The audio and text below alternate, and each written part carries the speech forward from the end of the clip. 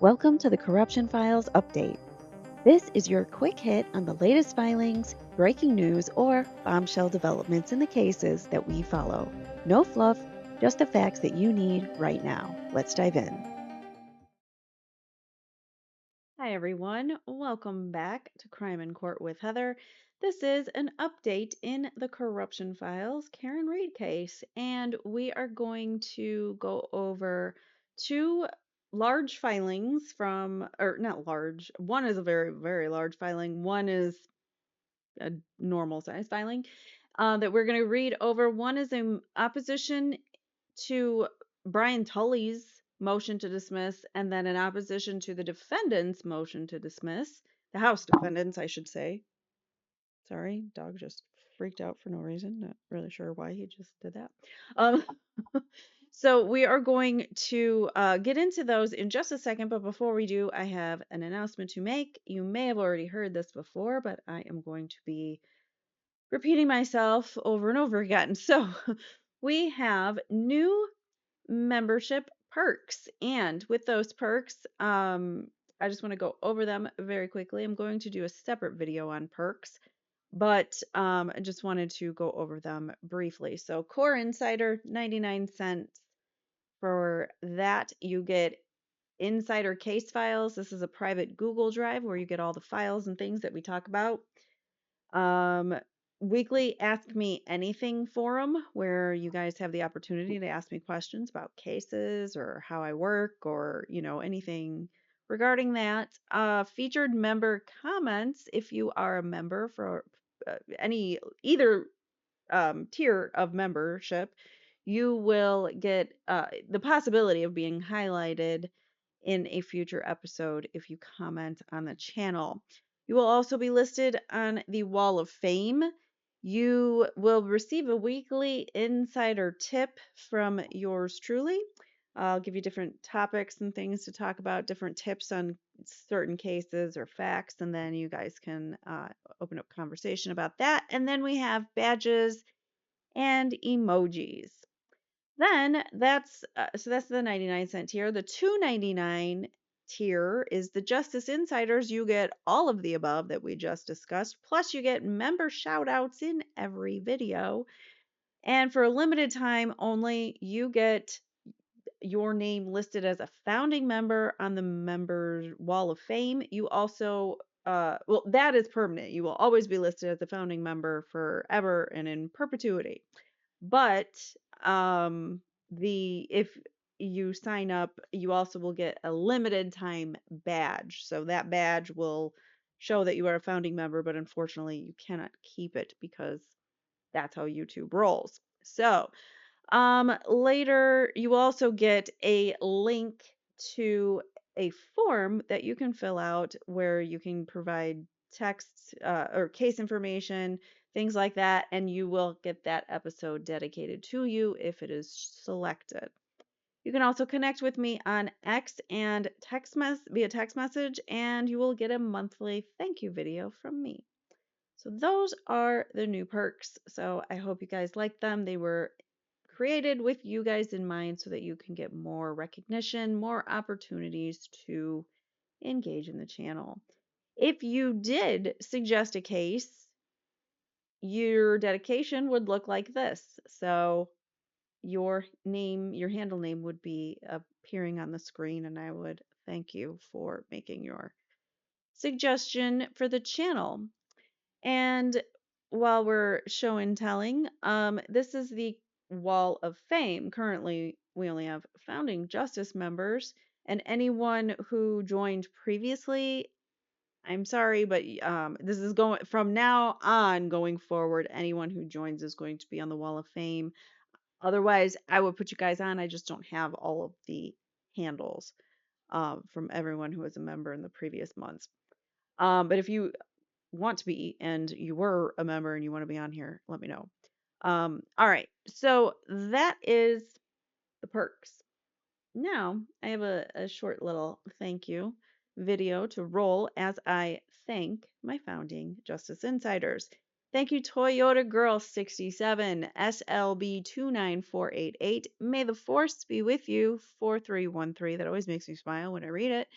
Jessica Wiedland and 6079, Mrs. Apples 2007, Butler 89833, Brooke JF, Jen P 773, Boom Chicka Wow Wow number 1, and Kendall 57. Thank you all for being founding Justice Insider members. And again, anyone who joins now until June 30th, you also will be a founding member, and you can get your names read off in future videos as well. In the future, just so we're clear, in the future, when it becomes too many names for me to read off for Justice Insiders, we will be doing like a credit roll instead, just to let you know. I'm not going to be reading off hundreds of names at one point. So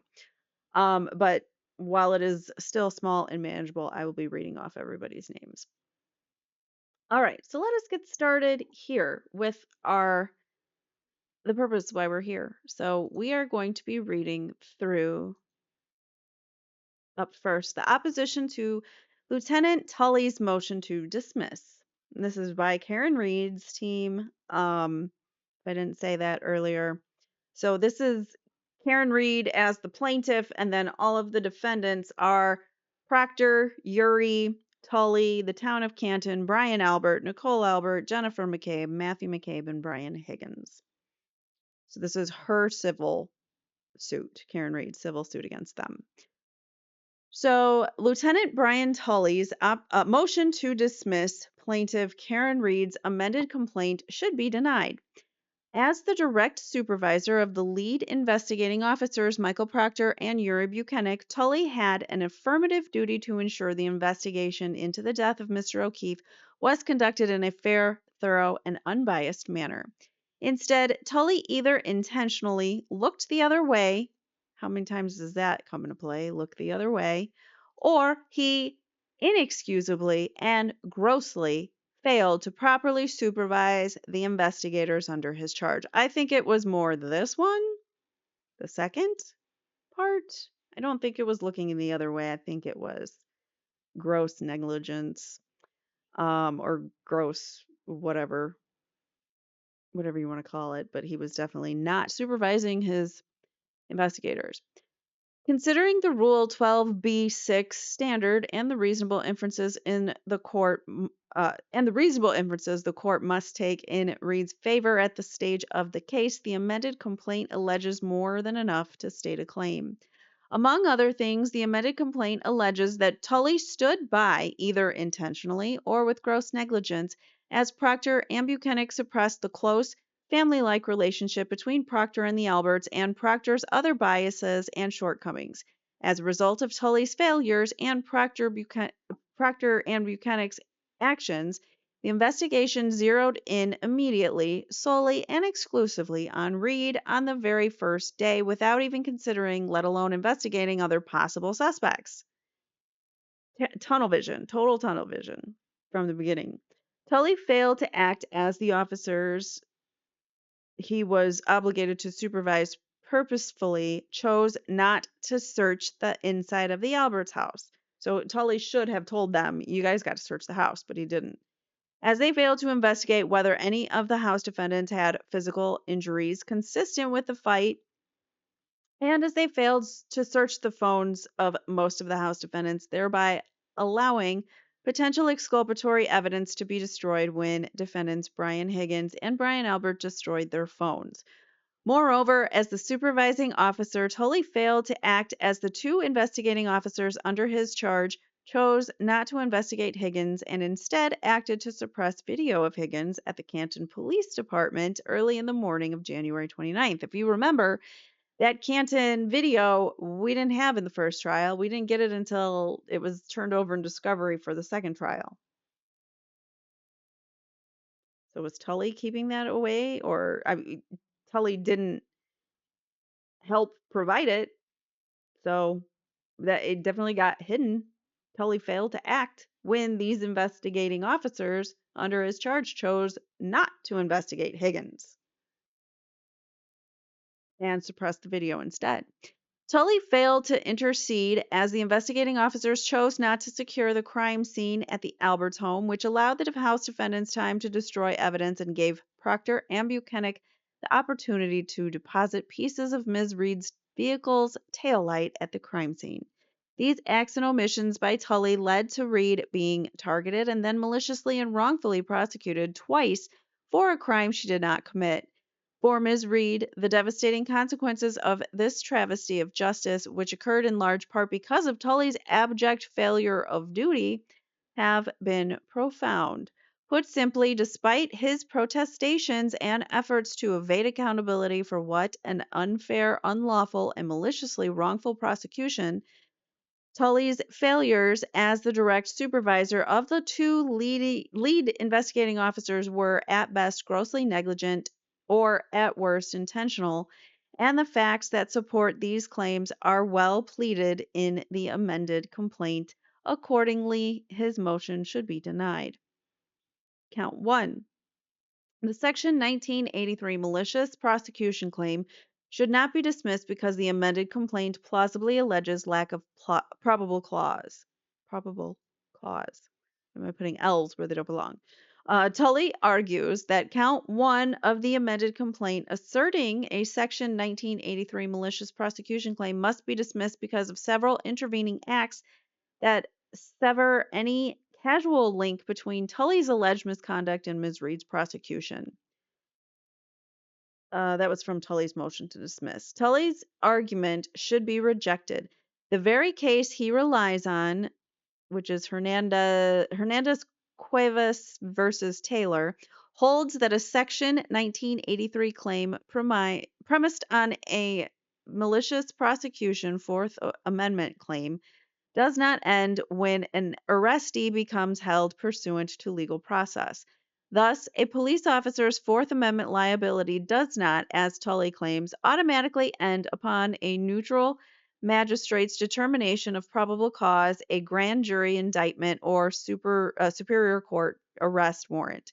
Instead, officers may be liable for unlawful pretrial detention when they have 1. Lied to or misled the prosecutors, 2. Failed to disclose exculpatory evidence, and 3. Unduly pressured the prosecutors to seek the indictment. I wonder if Tully did any of those things. In other words, and for obvious reasons, those charged with upholding the law are prohibited from deliberately fabricating evidence and framing individuals for crimes they did not commit. The amended complaint alleges exactly this type of behavior. It alleges that Tully, Proctor, and Buchanan suppressed the relationships between investigators and certain witnesses, that the investigation instead targeted Reed, that officers did not search the inside of the Alberts house, that they did not investigate whether any of the House defendants had physical injuries consistent with the fight, and that they did not search the phones of most of the House defendants, allowing potentially exculpatory evidence to be destroyed when Higgins and Brian Albert destroyed their phones. The amended complaint also alleged that instead of investigating Higgins, the officers suppressed video of him at the Canton Police Department early in the morning of January 29th and did not secure the crime scene, allowing Proctor and Buchanan to deposit pieces of Reed's taillight while they gathered from her impounded vehicle. Yikes. So they have some sort of proof alleging that the officers suppressed video of Higgins at Canton, meaning Proctor and Buchanan did something to suppress that video, perhaps, or some of the officers, at least one of Tully's officers did something to suppress that video, perhaps, and allowing allowing somebody to go back to 34 Fairview to plant taillight that night. The amended complaint thus alleges that the biased investigating officers failed to look for, much less uncover, exculpatory evidence, allowing it to later be destroyed, and in the case of Proctor and Buchanan, fabricated evidence to frame Reed. Therefore, the later independent determinations to arrest, indict, and prosecute Reed do not insulate the officers from Fourth Amendment liability. Tully also argues that the amended complaint's allegations repeatedly groups Tully with defendants Proctor and Buchanan in a formulaic and undifferentiated fashion, and that such group pleading is insufficient. But group pleading is not deficient when it is entirely plausible for two individuals to engage in the same conduct at the same time. Tully was the supervisory officer of the investigating unit and the other MSP defendants, so the alleged coordinated conduct is entirely plausible. In this role, he had an affirmative duty to ensure that the investigation was fair, thorough, and unbiased. He failed in his duty, and rather than act as he was lawfully obligated to, he was either grossly negligent in failing to properly supervise the investigators, or he intentionally looked the other way as they embarked on a campaign to target Reed and nobody else, despite whatever exculpatory evidence existed. Furthermore, contrary to Tully's assertions, the amended complaint does allege sufficient facts that detail Tully's personal involvement in Ms. Reed's arrest, indictment, and prosecution. Specifically, Tully knew about Proctor's conflicted relationship with the Alberts, and he inexplicably suppressed that information. Moreover, he allowed evidence to be destroyed or made inaccessible by failing to search the Alberts' home for DNA evidence or ridged surfaces consistent with the wound of John O'Keefe's head. He failed to inspect the House defendants for wounds consistent with an altercation related wound or anything that would have been related to the wounds on John's body. And he did not secure or search the House defendants' phones other than McCabe's. So there were several things he failed to do for a thorough and fair investigation.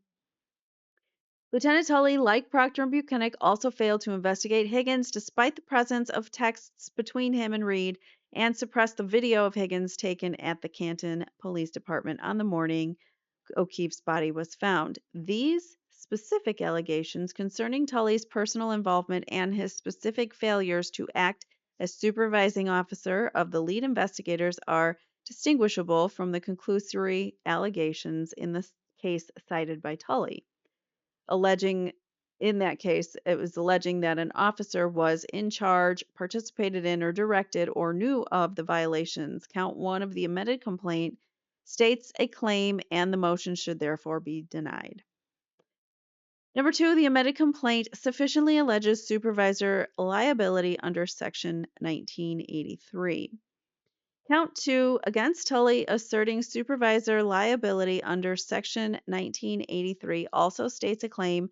Despite Tully's arguments, supervisor liability under Section 1983 exists when the subordinate's behavior led to constitutional violation, which is exactly what happened, and the supervisor encourages, condones, or acquiesces in the behavior or acts with gross negligence amounting to deliberate indifference.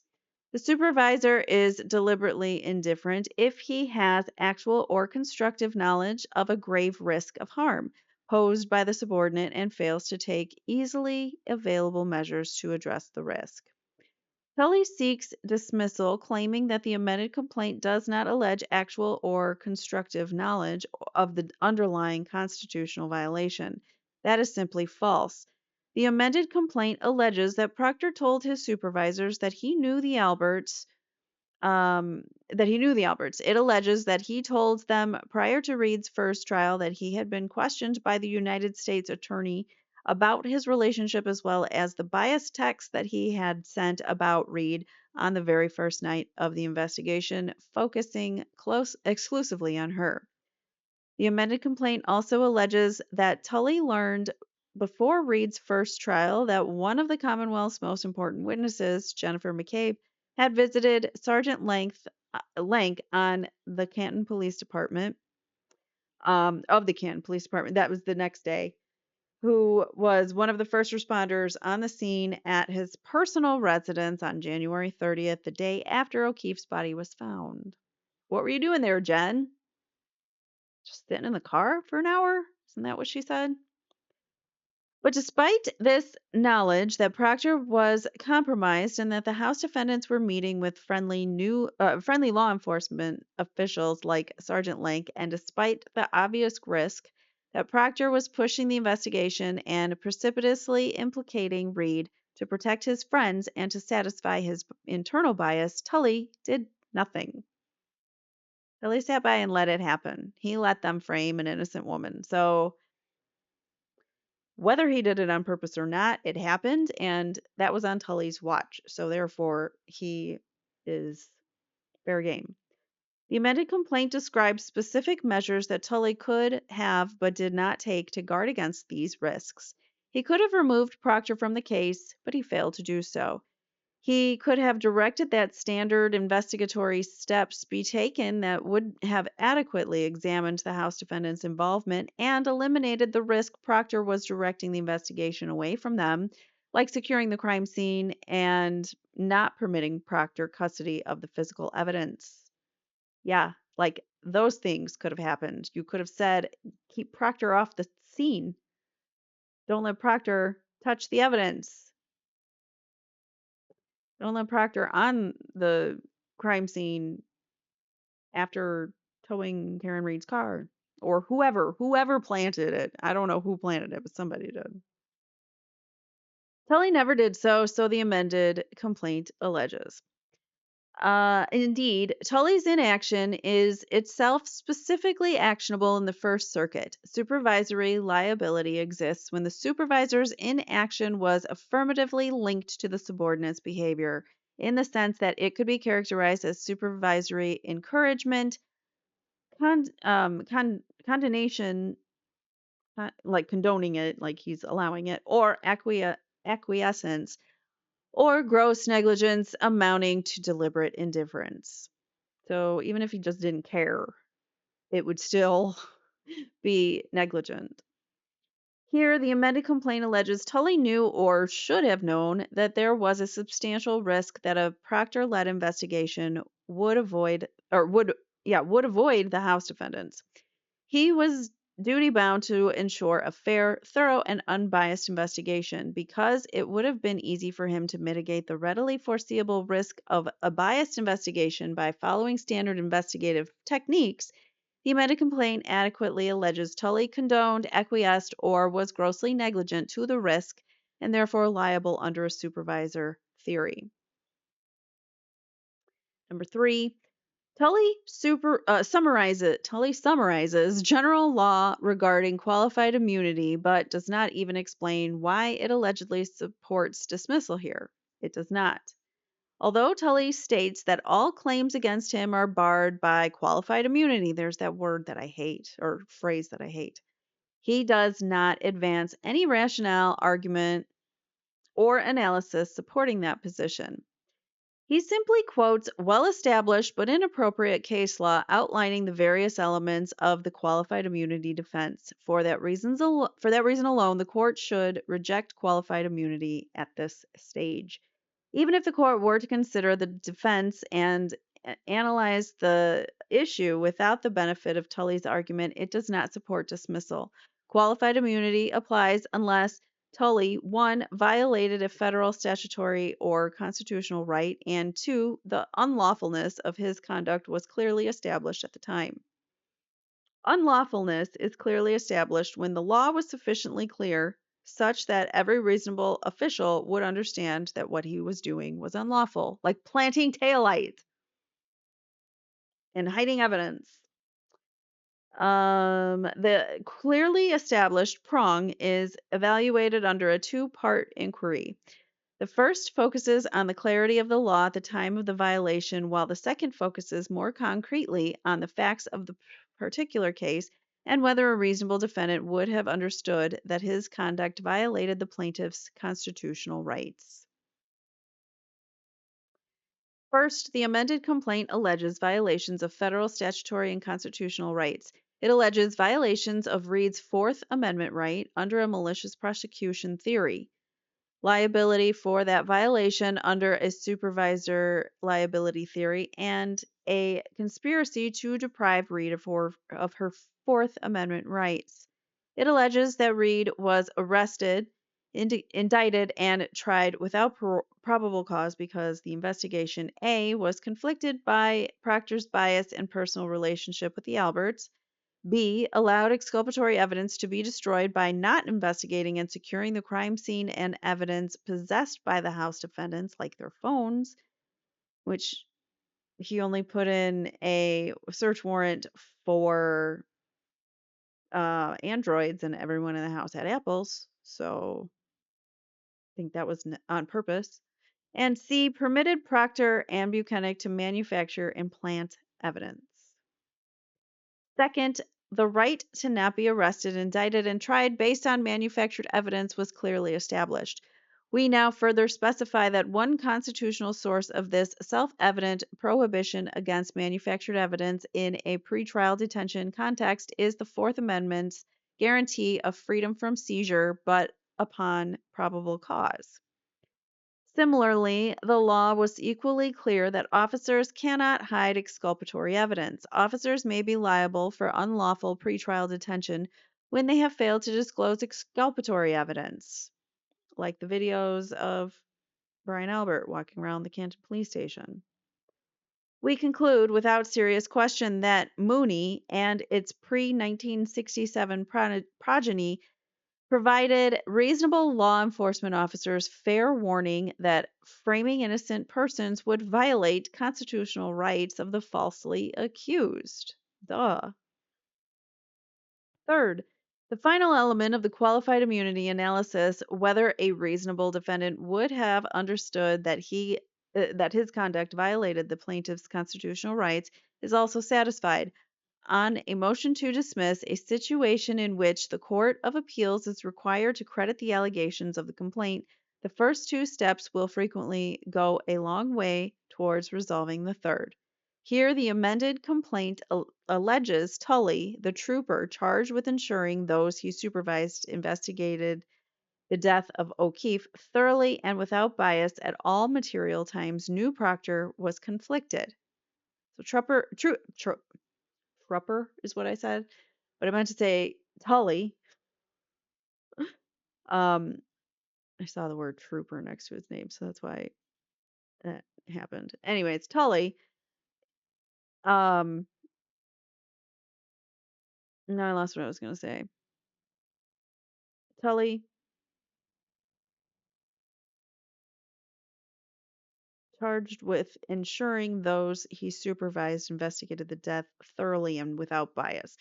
So Tully should have put people on the investigation that didn't have any relation to Brian Albert. But Tully, as the supervisor of the lead investigators, he allowed those lead investigators to be people who had a relationship with the Alberts, and he knew about that relationship. So he is absolutely in the wrong. At all material times, knew Proctor was conflicted. From the beginning, he knew Proctor was conflicted. Complaint C. Complaint 86, that he impermissibly suppressed that conflict, the conflict of interest that Proctor had, and that along with other members of the MSP, he had hid video of Higgins at the Canton Police Department on the night that O'Keefe died. In fact, Tully was also the supervisory officer of the Norfolk County State Police Detective Unit, overseeing all investigations that team conducted, leading to the reasonable inference that he was privy to the glaring deficiencies in the investigation, such as failing to secure the crime scene, failing to search the crime scene, like the interior of the Alberts house, failing to obtain evidence such as the House defendants' phones, failing to investigate Higgins after disclosure of texts between himself and Ms. Reed, and failing to secure physical evidence such as O'Keefe's clothing.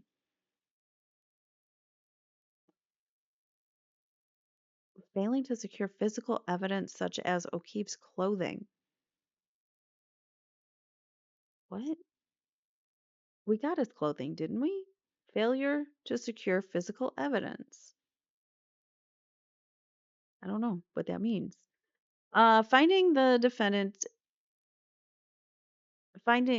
whatever this is, C. Lamone versus Condon, finding that because defendant municipal police officer was as an active member of the joint federal state task force, there was a plausible inference that he was privy to information gathered by the other members of the team.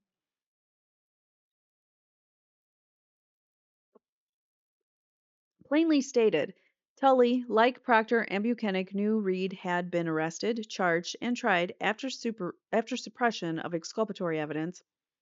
Like Proctor's relationship with the Alberts and the Canton Police Department video of Higgins, and after allowing other potentially exculpatory evidence to be destroyed. A reasonable officer in Tully's position thus would have known he was violating a defendant's Fourth Amendment rights. 4. The Massachusetts Tort Claims Act does not bar the state law claims act against Tully because they are all intentional torts. Next, Tully argues that counts 4 through 7, the state law claims against him, should be dismissed because he is immune under the Massachusetts Tort Claims Act, or MITCA. I don't know. That's how I would say it, MITCA, MTCA.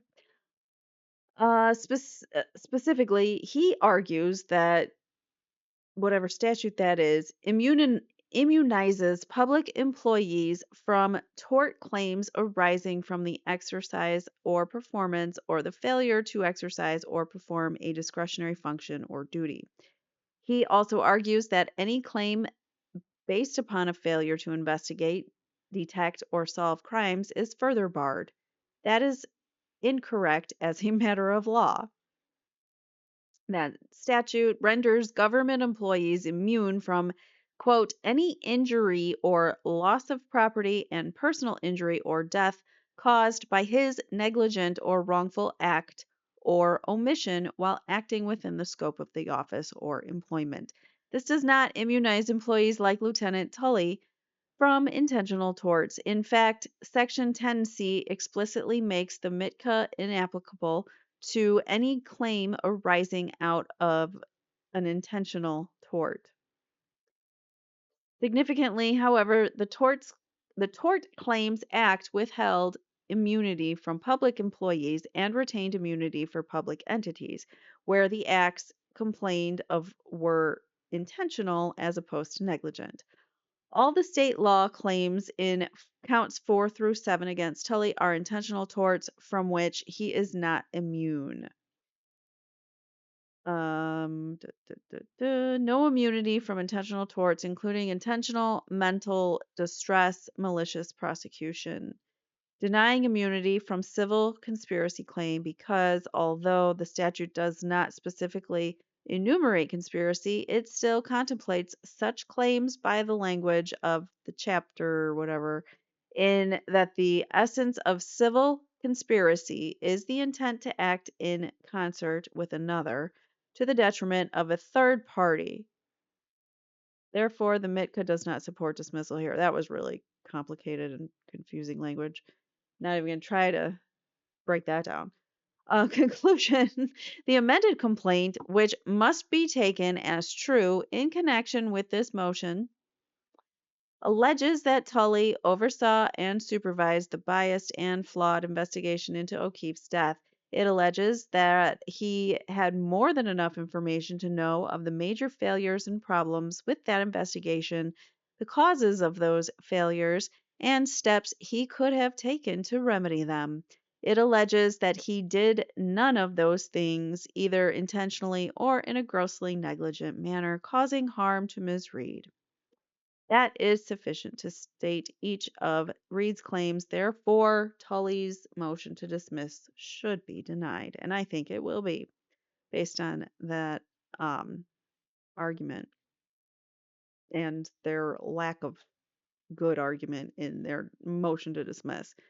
And qualified immunity ain't going to cut it when you were on text messages and things and you were supervising Proctor and you knew that Proctor was friends with Albert.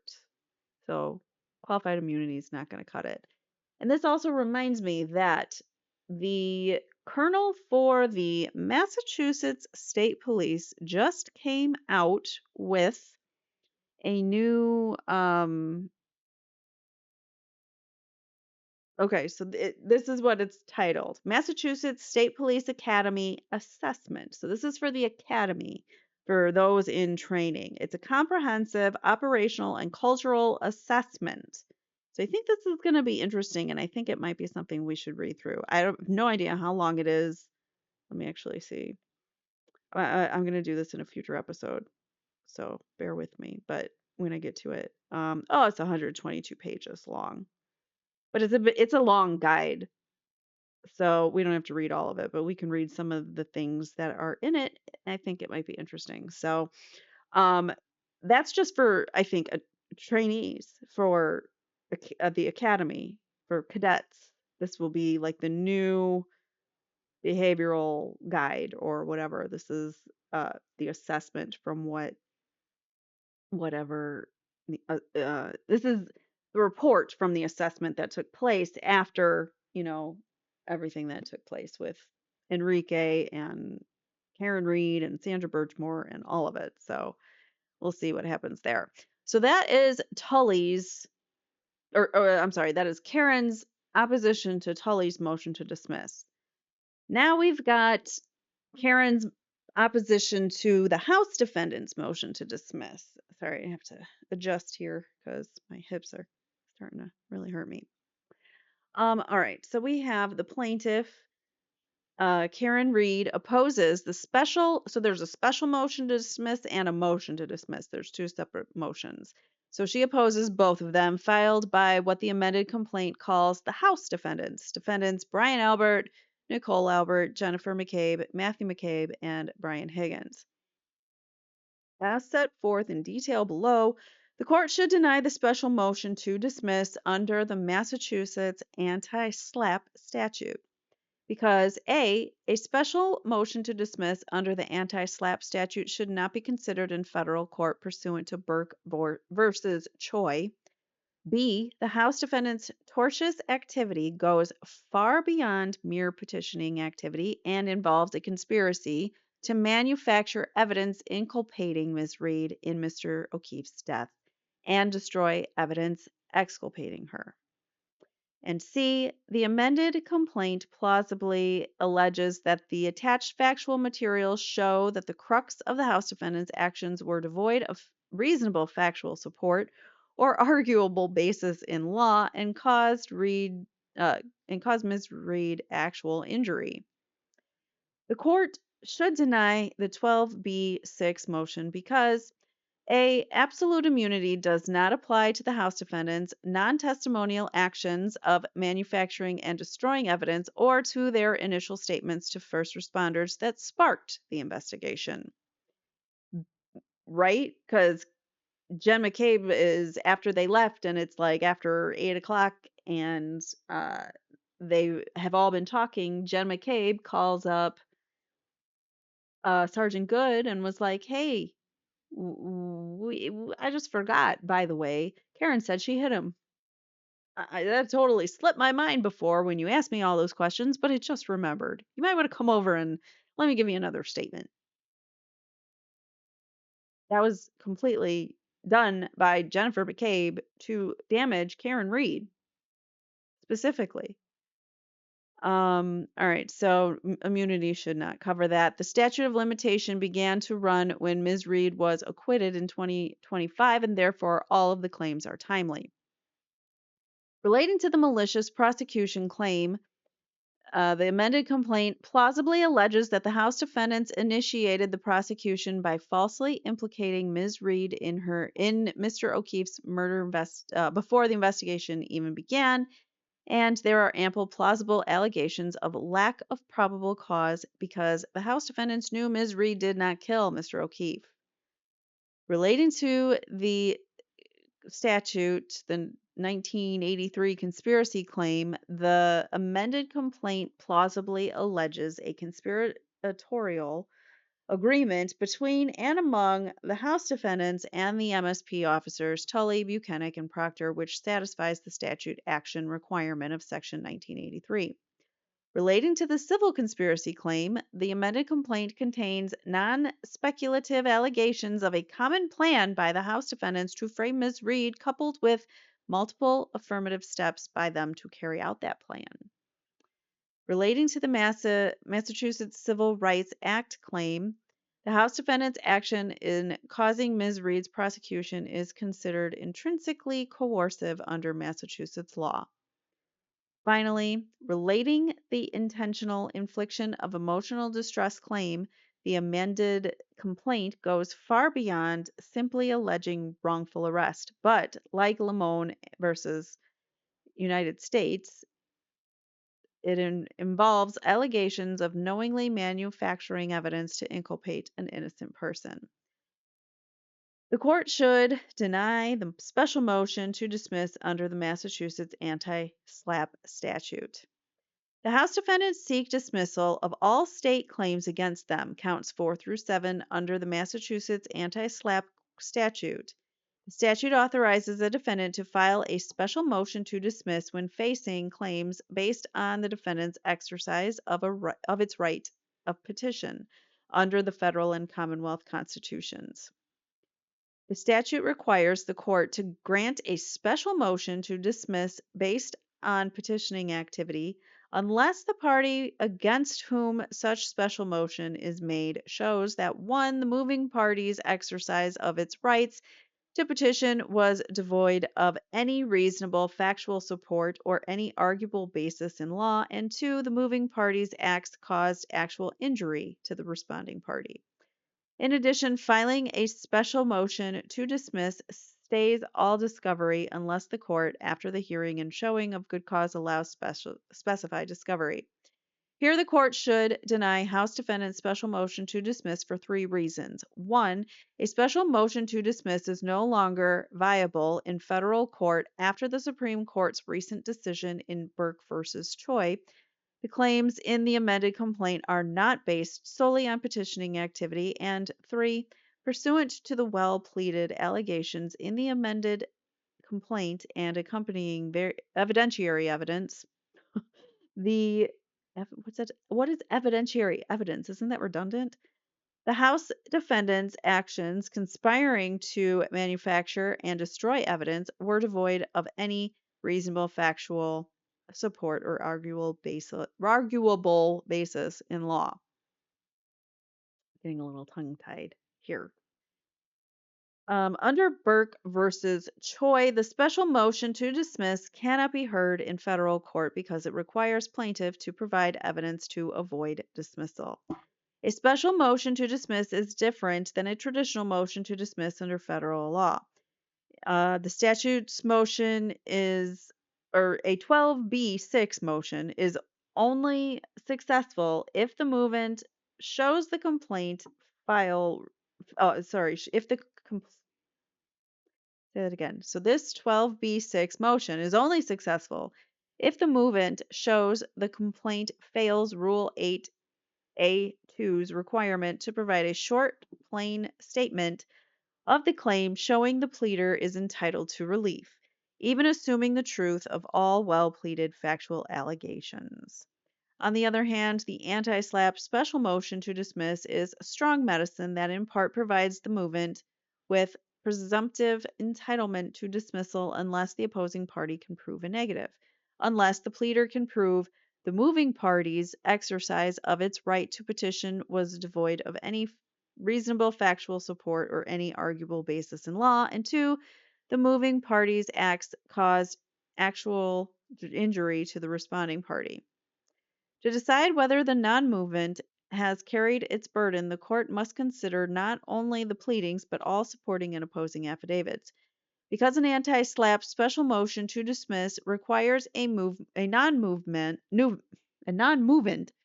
to provide evidence to avoid dismissal. Numerous courts of appeal have decided that similar anti-SLAPP procedures are incompatible with Rules 12 and 56 of the Federal Rules of Civil Procedure and therefore cannot be applied in federal court. Um, the First Circuit, along with the Ninth Circuit, is in the minority on the circuit split. In Godin versus Shanks, the First Circuit held the Maine's anti-SLAPP law or statute could be applied in federal court because Rules 12 and 56 did not attempt to answer the same questions nor address the same subject as the anti-SLAPP law. The Court of Appeals interpreted the Maine anti-SLAPP statute to create substantive state law rights to protect petitioning activity by shifting the burden to the non-movement to establish the movement's petitioning activity had no reasonable basis in law or fact, and that neither federal or whatever statutes, neither of these statutes determines which parties bears the burden of proof on a state law created cause of action. Since Godin, this court and the First Circuit have adjudicated special motions to dismiss under Massachusetts anti-SLAPP statute, which is similar to Maine's, reviewing merits of district court denial of special motion to dismiss. The court should not apply Godin's because this is so boring to me, but sorry. When they start arguing like the case law and stuff, it's not as interesting. The court should not apply Godin because its holding has been undetermined by a recent Supreme Court case, noting that it has not been that it was not bound by First Circuit precedent conflicting with intervening Supreme Court precedent.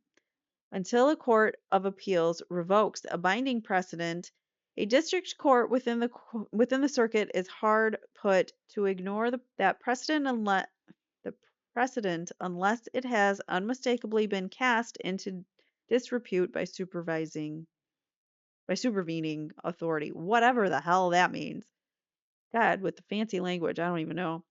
Okay, in January 2026, the Supreme Court decided Berk versus Choy, which involved whether to apply in a federal court a Delaware statutory requirement that state malpractice claims be supported at the complaint stage with an affidavit of merit signed by a medical professional testifying that reasonable grounds exist for medical negligence. The Supreme Court held that the state law affidavit requirement should not be applied in federal court because it's conflicting with these other statutes.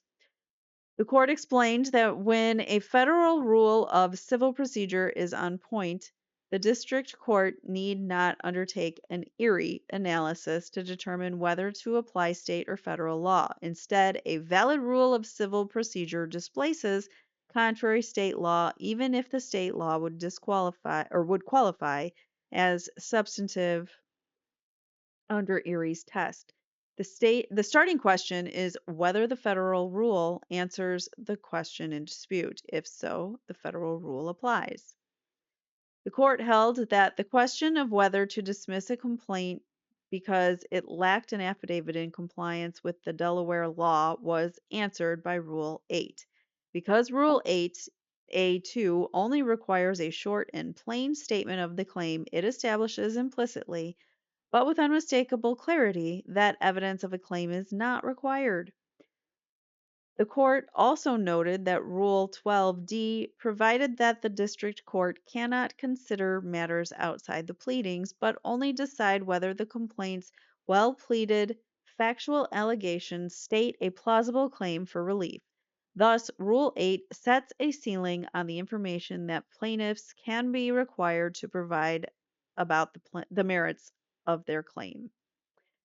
Accordingly, the affidavit requirement could not apply in federal court.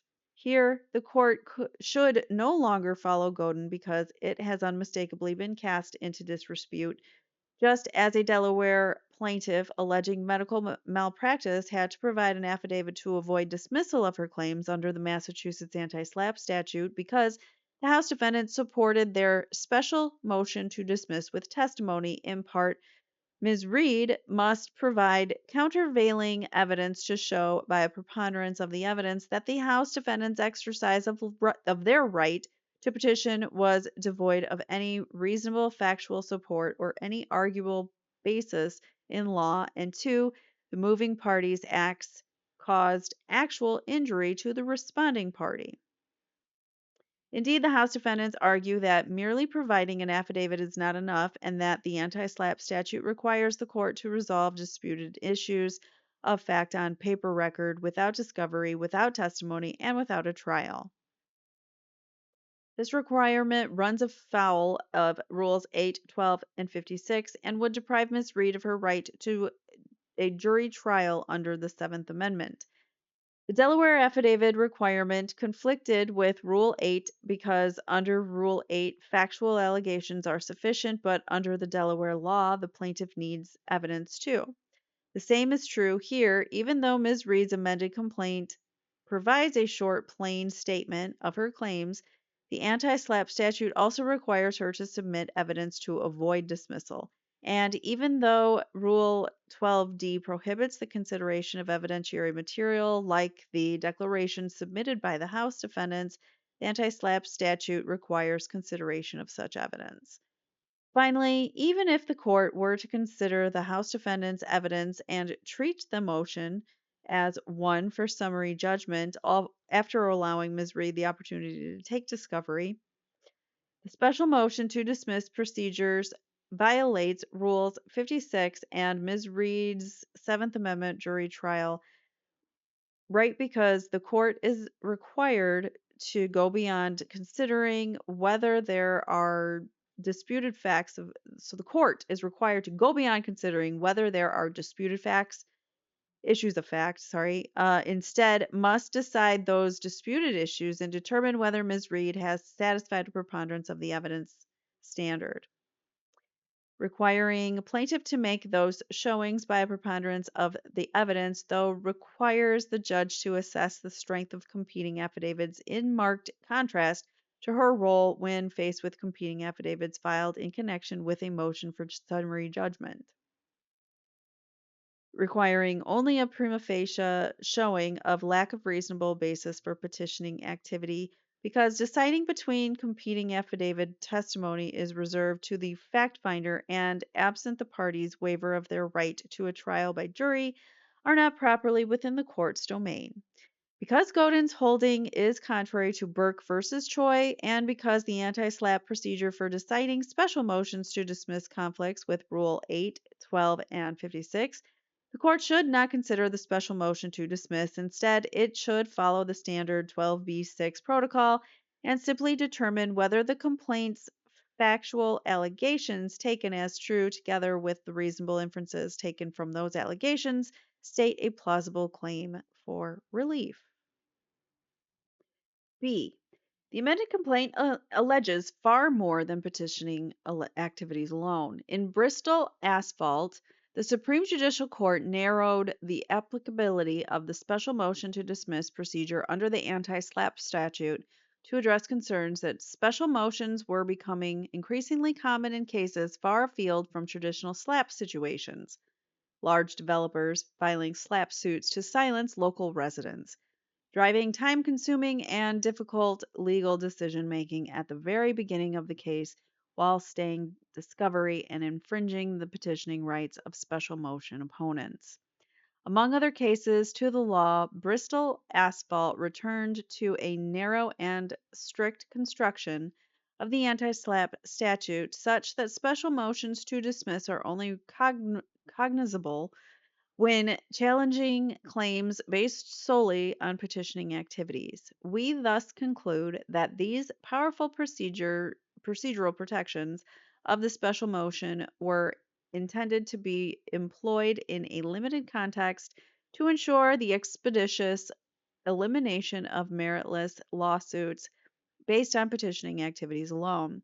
Thus, the House defendants are required at this stage to show that the challenged count has no substantial basis in conduct other than in addition to the special motion proponents' alleged petitioning activity.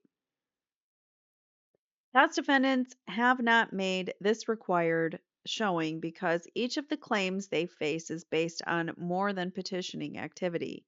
Specifically, in addition to the many lies the House defendants told the police, the amended complaint alleges that the House defendants agreed on a simple plan to exonerate themselves and implicate Ms. Reed. They would tell anyone who inquired Mr. O'Keefe never entered the house and hid evidence that he was there, including his body. They repositioned a Ford Edge vehicle at the spot adjacent to the front lawn, which obscured the view of that area of the lawn from potential passersby. They carried or dragged Mr. O'Keefe's body to that same area in the yard, close to where one or more of them later claimed Ms. Reed dropped off Mr. O'Keefe earlier that night. The plan was devised to make it appear that Mr. O'Keefe had been struck by Ms. Reed's vehicle and then died as a result of exposure to the cold. Mr. O'Keefe was either dead when the House defendants left him on the Alberts lawn or he died shortly thereafter. Ms. McCabe directed them to go back to Mr. O'Keefe's house where Ms. Reed had just come from. The illogical McCabe directed route to 34 Fairview Road was intentional. It allowed the House defendants more time to finish creating the scene and hiding evidence before Mr. O'Keefe's body was discovered on the Alberts lawn and first responders arrived. Jennifer McCabe managed and communicated details about the House defendants' messaging and the investigation itself, including visiting proctors and the investigators' private residences, mapping out timelines to coordinate statements with other witnesses, leading group text message chains that were later partially deleted, and planning private meetings at all hours of the night and day and night, sorry. Jennifer McCabe texted with her sister, Nicole Albert, that Carrie Roberts, who was present when Mr. O'Keefe's body was found, talked to cops and kept it simple. While MSP interviewed Roberts, McCabe simultaneously texted her husband, Matthew McCabe, Nicole Albert, and Brian Albert, saying she's telling them everything, all the stuff. Nicole Albert responded, "Good, and call us after."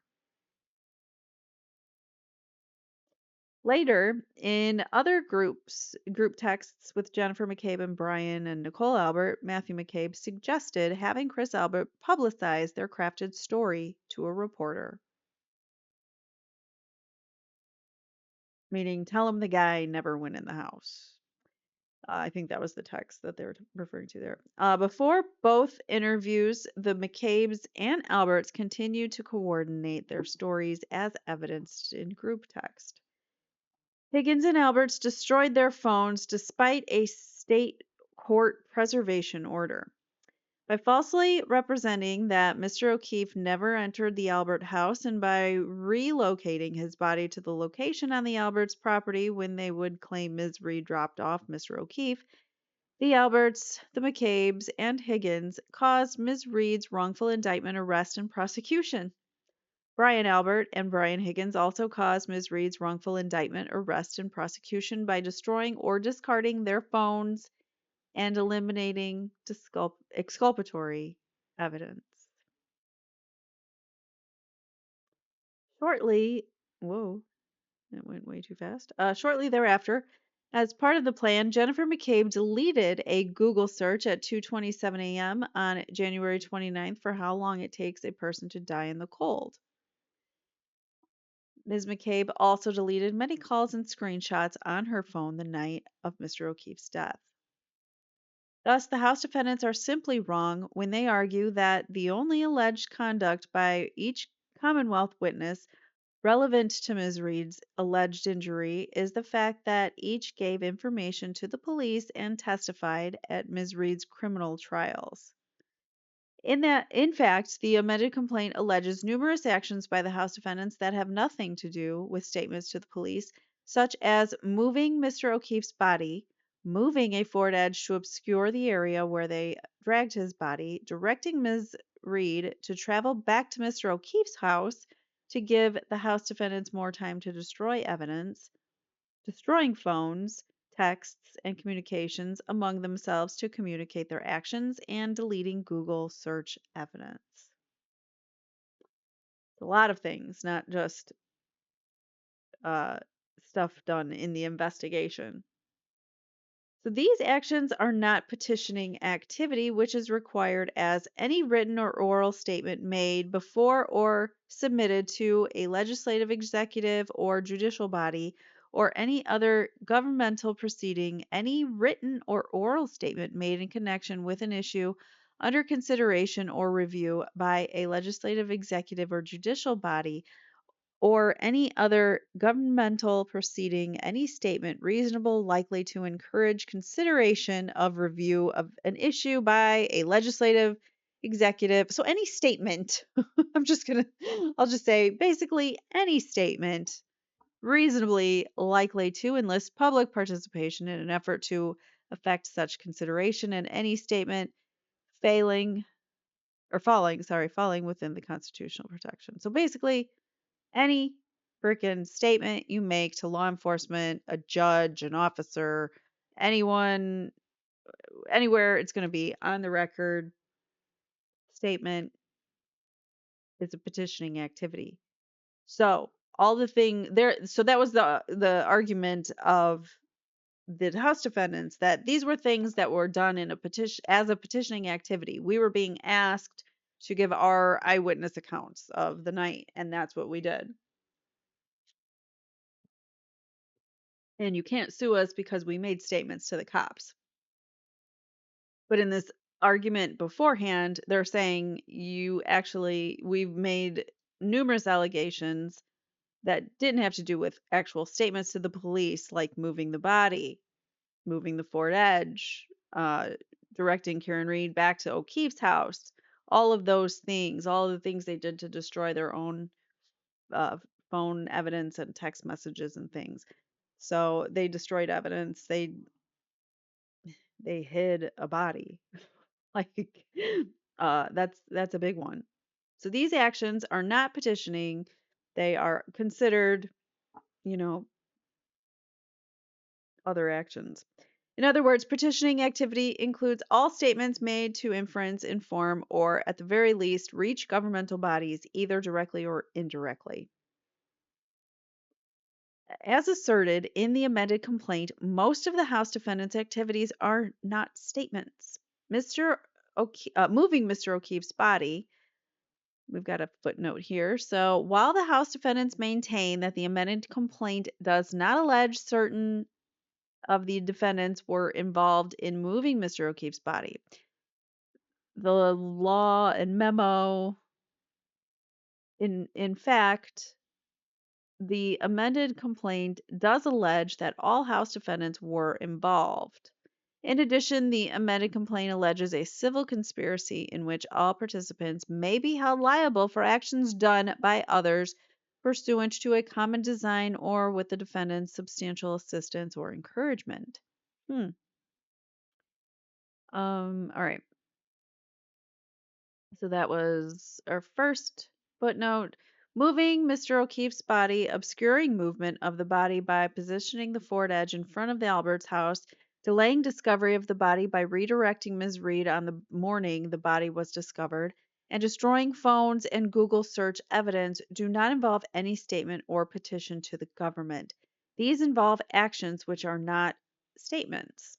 Holding the anti-SLAPP statute did not apply to non-communicative actions taken by the defendant.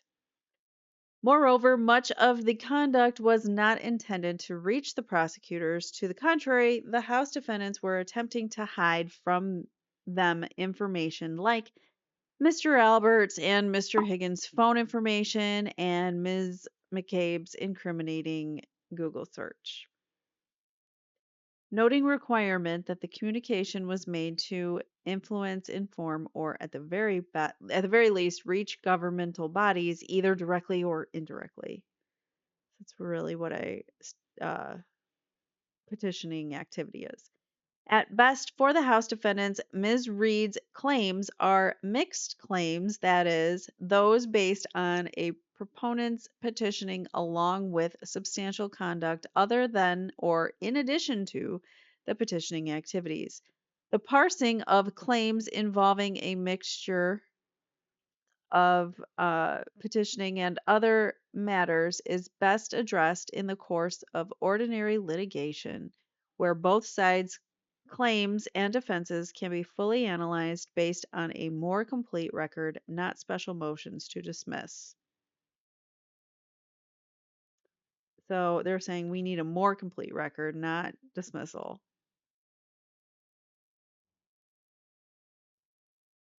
We need, yeah, that's what that's saying, is that you need ordinary litigation. Take it to court. Do exactly what Karen Reed is doing. She's trying to get more information. That her suing the McAlberts is going to get her that information. We're going to somehow try to get to the truth so that all sides can be fully analyzed and we can have a complete record. C.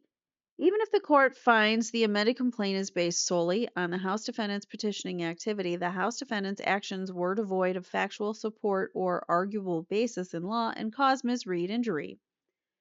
If the court determines that Ms. Reed's claims against the House defendants are based on their petitioning activity alone, the claims still survive the second stage of the special motion to dismissal analysis or to dismiss analysis, which requires the non-movement to show that the special motion proponent's exercise of its right of petition was devoid of any reasonable factual support or any arguable basis in law, and to caused actual injury to the special motion proponent. The attached affidavit of Karen Reed and the materials appended to the attached declaration of Damon M. Seligson do both. We unfortunately don't have Karen's attached affidavit. I don't know why that is, unless it's in one of the other attachments, because there's a lot. This particular filing is only like 36 pages long, but altogether it's 1,643 pages long with the attachments and the amendments and stuff. But when I was looking through it, I didn't see Karen's affidavit, but Damon Seligson's affidavit is there. Specifically, they established that the House defendant's statements that Mr. O'Keefe never entered the Alberts house was devoid of any reasonable factual support and that Ms. Reed suffered actual injury.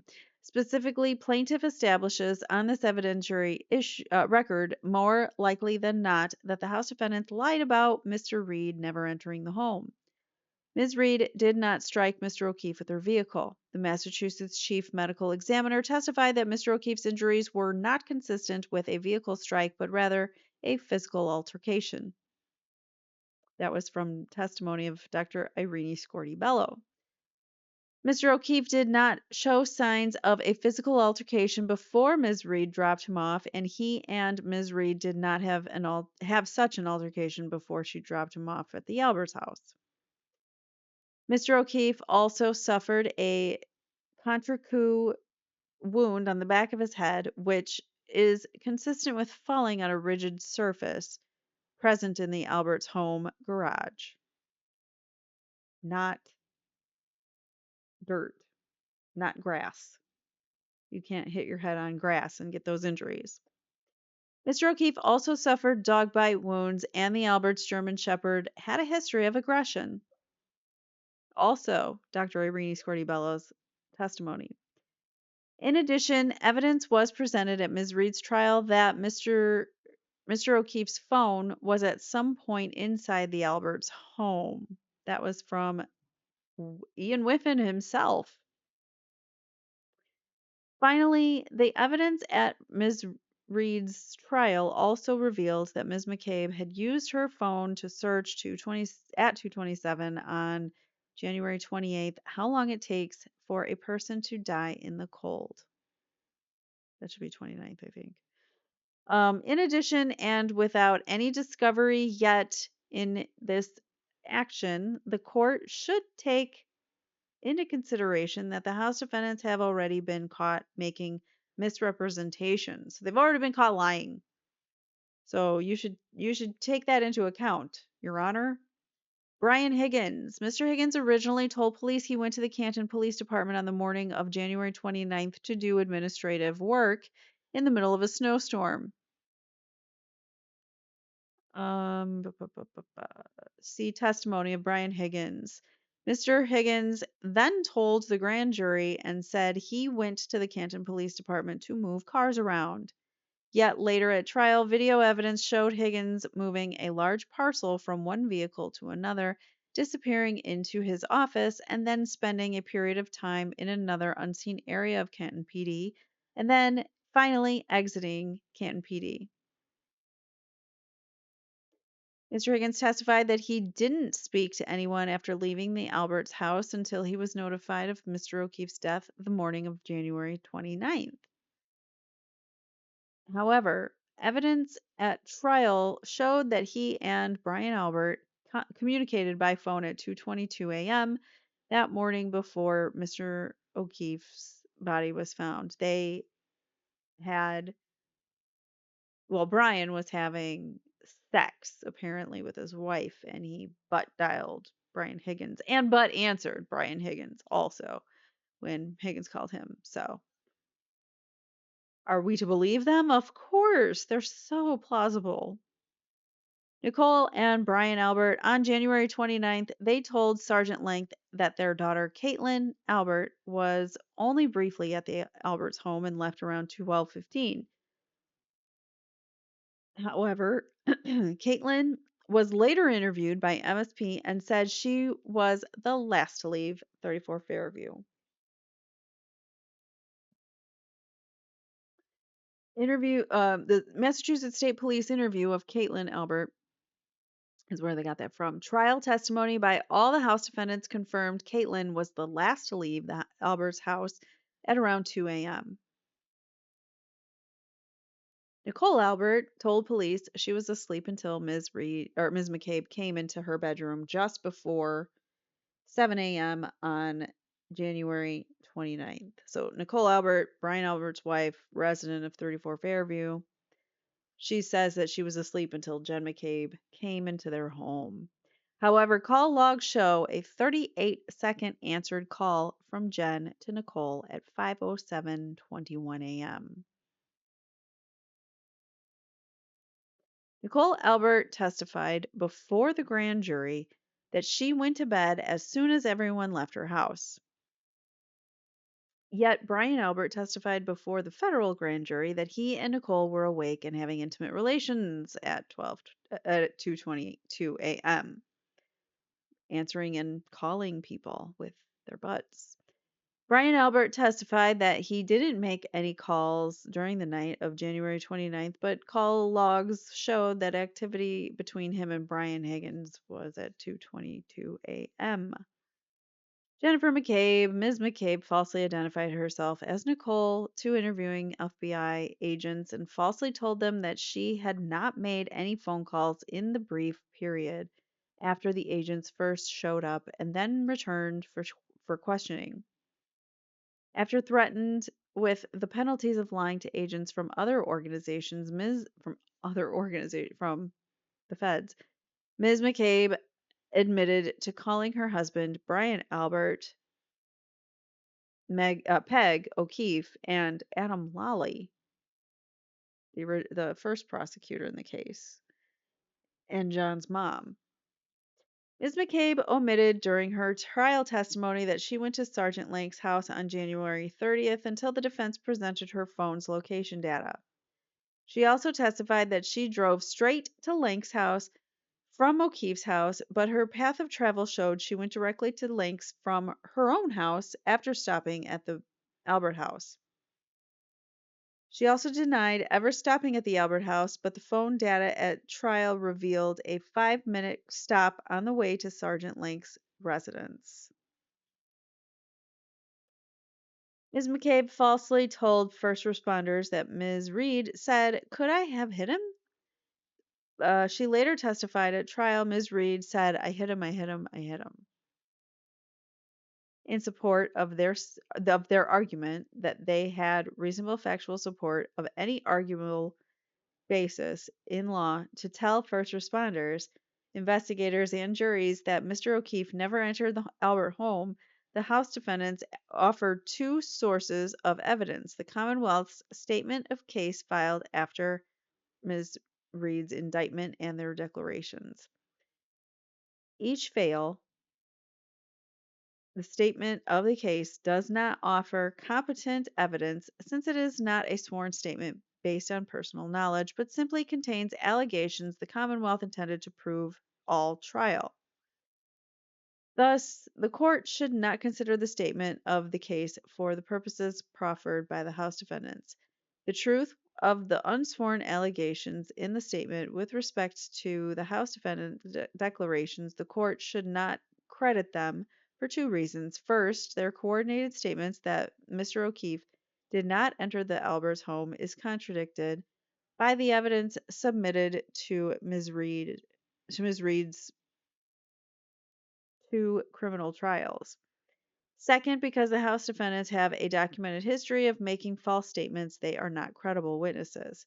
Relating to her injuries, Ms. Reed easily established her actual injuries, including loss of employment and income, millions of dollars in legal fees to defend myself, emotional harm, and exacerbation of her multiple sclerosis and Crohn's disease symptoms.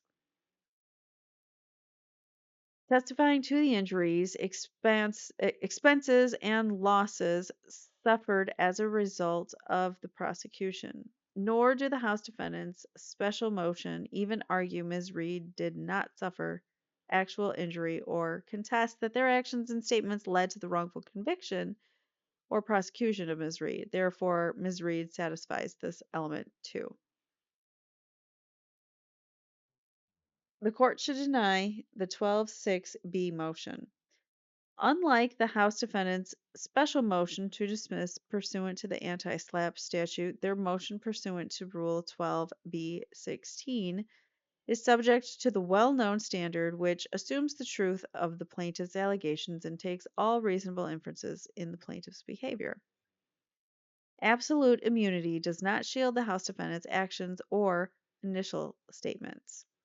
First, the House defendants contend that all the claims against them are barred because they are absolutely immune from liability simply from their testimony in the judicial proceedings involving Ms. Reed, as well as the statements made to the public prior to those proceedings. Well, if that doesn't tell you what kind of people they are, we don't need to tell you anything. We're immune because we already testified.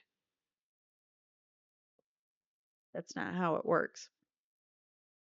But these miss the point entirely.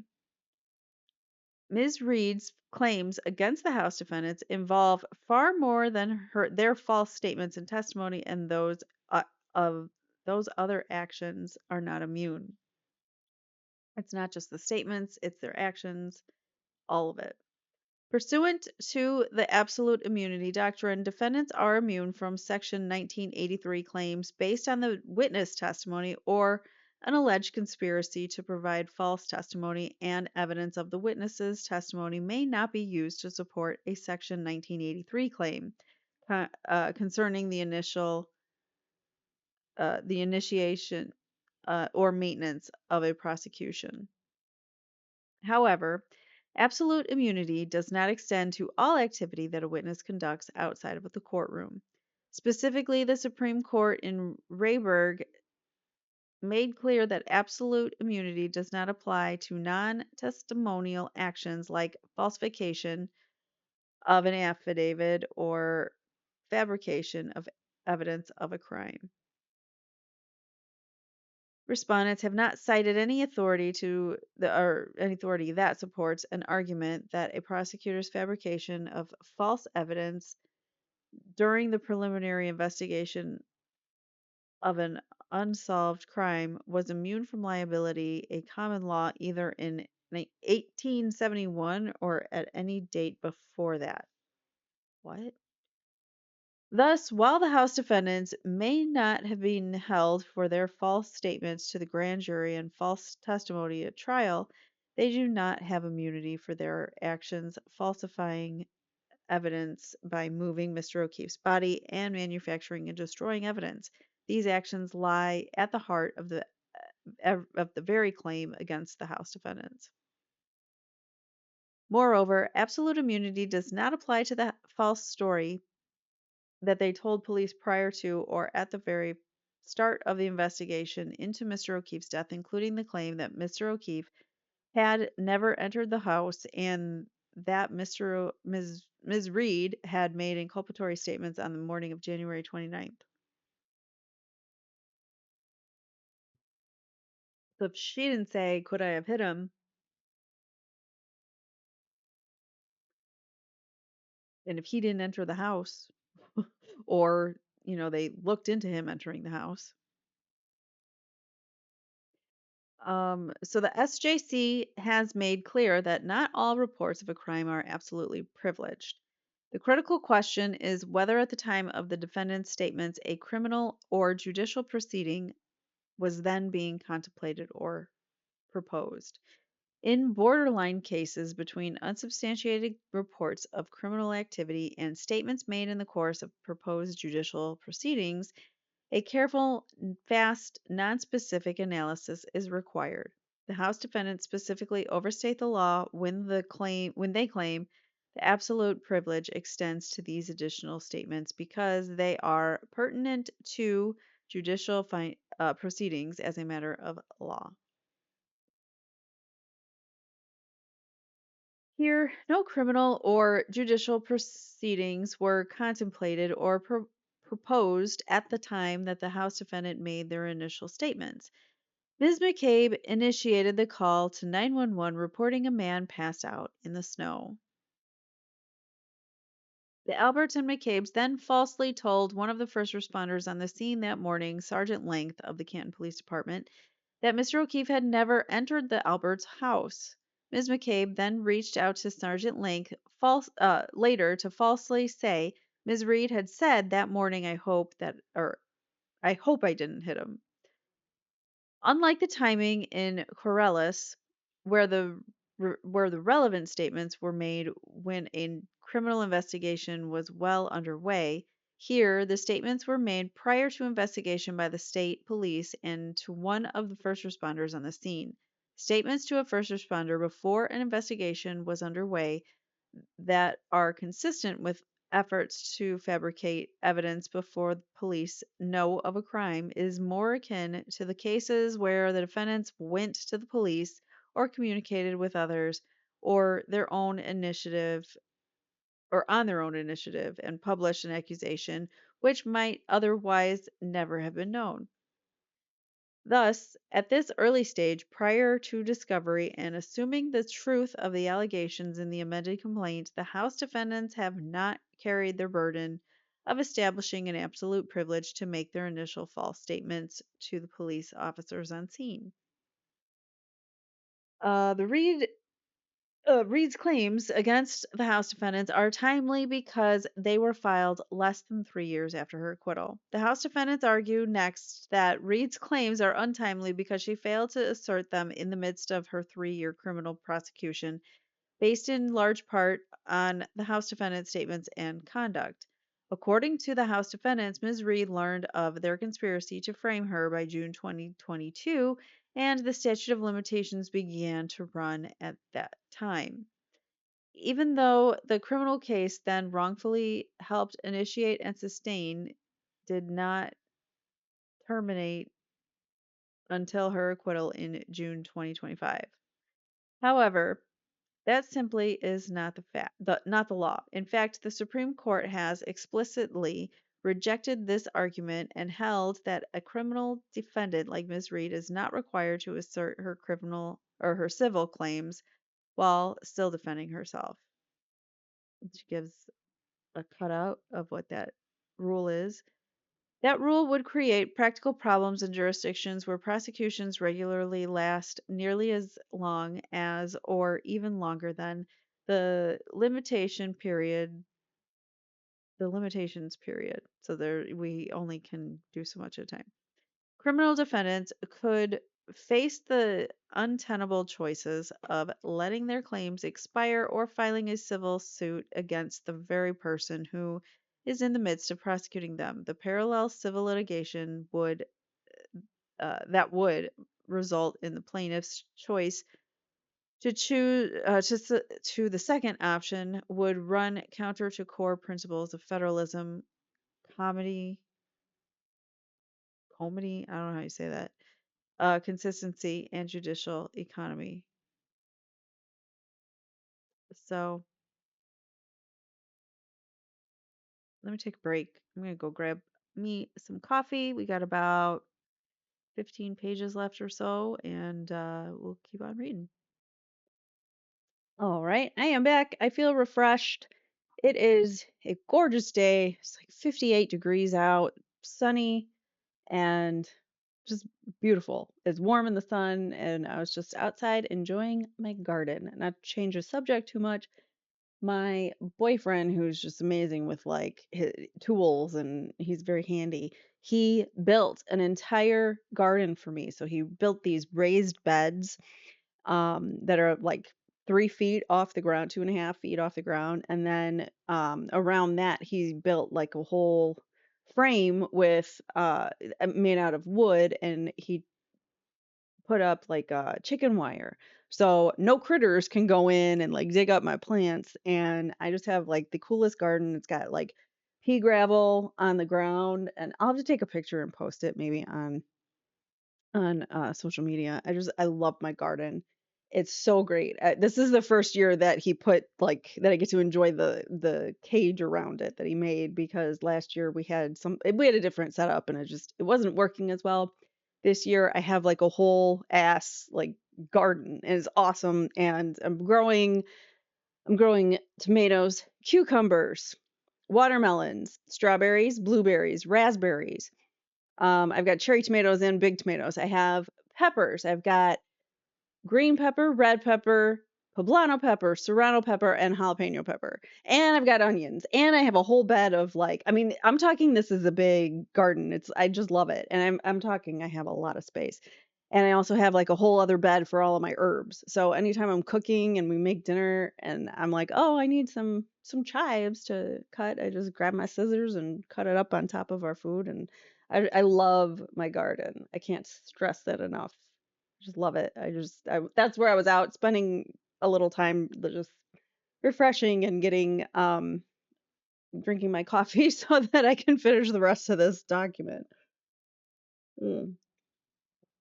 So that's a little bit about me. I like to garden, and I also like to cook. All right, so cook and bake. I like to do both. So this makes sense because in the early stages of prosecution, a defendant cannot know whether their prosecution is actionable because the defendant has been neither convicted nor acquitted. If convicted, no claim would exist at all. Without favorable termination, a plaintiff lacks a complete and present cause of action. Thus, the defendant would be forced to file a civil claim before a cause of action even exists, moreover, requiring defendants to pursue parallel civil litigation while simultaneously defending their criminal case would put undue burdens on defendants and potentially prejudice their case. The defendant risks tipping her hand as to her defense strategy, to undermining her privilege against self incrimination and taking on discovery obligations not required in the criminal context. So that's what they tried to get her to do during her criminal trial. So if you remember, she had her mistrial, and then very shortly after, they filed their uh, civil case against Karen Reed and the town or not the town of Canton, the bars that they were at that night. I don't know why the names are escaping me. The Waterfall and the other one, that one I can't remember. Anyways, so those two places, and so that's who they were suing in that for John's death. Well, this whole thing is just stating like during her criminal proceedings, she would be opening herself up to obviously, you know, opening herself up to risks because they wanted to depose her like right away. It's like, dude, we have another trial we have to prepare for. You can't just depose me and then, you know, have that as a second opportunity to cross-examine me, or have it as an opportunity to examine me when I have a right not to be on trial for my criminal case, or not to take the stand anyways. So it's all sorts of, messiness between the two.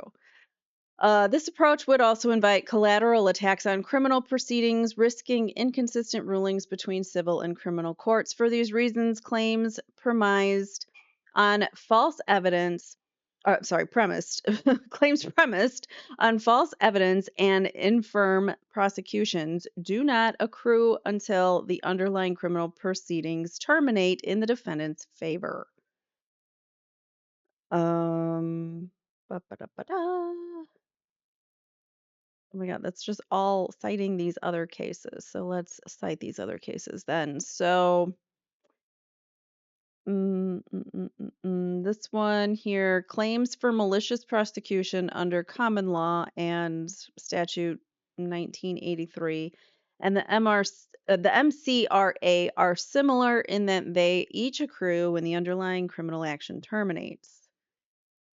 Denying dismissal of emotional distress claims and noting courts have allowed claims of intentional infliction of emotional distress to proceed along with malicious prosecution claims many years after a conviction where the conviction was later overturned. Here, Ms. Reed's claims against the House defendants are timely because they do not accrue until her acquittal in June 2025. So they were saying that she was too late, but they're saying that she couldn't have been she couldn't have been litigating this and on trial for murder at the same time. So here, her claims against the House defendants are timely because they did not accrue until her acquittal in June of 2025 when the underlying criminal proceedings terminated in her favor. To avoid this conclusion, the House defendants attempt to recast the amended complaint as alleging only that they participated in a conspiracy to have plaintiff wrongfully arrested rather than the larger conspiracy described in the amended complaint's many allegations. According to the House defendants, this means that Ms. Reed's claims accrued in June 2022 when she learned of the false statements leading to her arrest. Claim for conspiracy to commit wrongful arrest accrues at time plaintiff learns of injury, while claim for conspiracy to commit wrongful prosecution, same thing in this case, accrues at termination of underlying proceedings. Contrary to the House defendant's argument, however, counts 3 through 7 of the amended complaint expressly allege that the House defendants participated in a conspiracy to maliciously prosecute Ms. Reed, not merely to have her wrongfully arrested. They wanted her to do time. They wanted her to take the fall for it.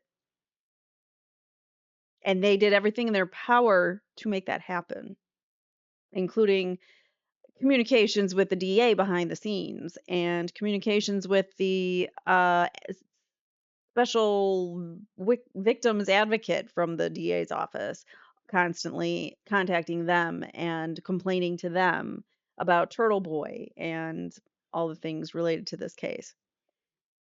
The amended complaint contains many allegations that go beyond false statements intended to cause the police to arrest Ms. Reed. For example, the House defendants coordinated amongst themselves to provide false statements and ultimately false testimony, including that Mr. O'Keefe never entered the house and that plaintiffs told Ms. McCabe, "I hope I didn't hit him." The night of the murder, Brian Higgins and Brian Albert called each other multiple times to coordinate their stories, and Ms. McCabe performed a Google search for how long to die in cold, or house long, as we all know it. The House defendants also collaborated to hide evidence, moving Mr. O'Keefe's body and repositioning a vehicle to obscure the crime scene. Then, during the prosecution, Brian Albert and Brian Higgins destroyed their cell phones after Ms. Reed's defense team requested to preserve them. Like, immediately after and just before they would have gotten their letter of preservation. So technically, they didn't break a law. Technically. But it's just odd timing, isn't it? Throughout the criminal proceedings, the House defendants continue to coordinate their stories. Well, I mean, they did break a law because they hid evidence, but technically, they didn't get rid of their phones until, or they got rid of their phones before that letter of preservation came in. So technically, they weren't ordered by a court to preserve it. Throughout the criminal proceedings, the House defendants continued to coordinate their stories with police. Proctor, the lead investigator, repeatedly communicated with the House defendants through his sister, helping to coordinate their stories and pass along details of the investigation before they were public. Indeed, Proctor was close friends with the Alberts and met with Ms. McCabe at his private residence during the investigation. We all know that she got caught. Somebody took pictures, sent it to Turtle Boy. Is this Jen McCabe's phone or car in front of Proctor's house? And we've all seen that. I've reported on it before. I've shown it before. And then Turtle Boy asked if someone could look it up, and that person also got indicted for conspiracy to commit witness intimidation or whatever. But then it got dropped.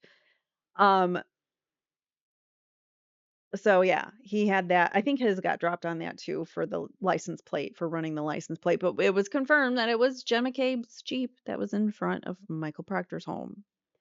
The House defendants and their families' frequent interactions with Proctor outside of normal protocols amply support an inference that the House defendants conspired with police throughout the prosecution.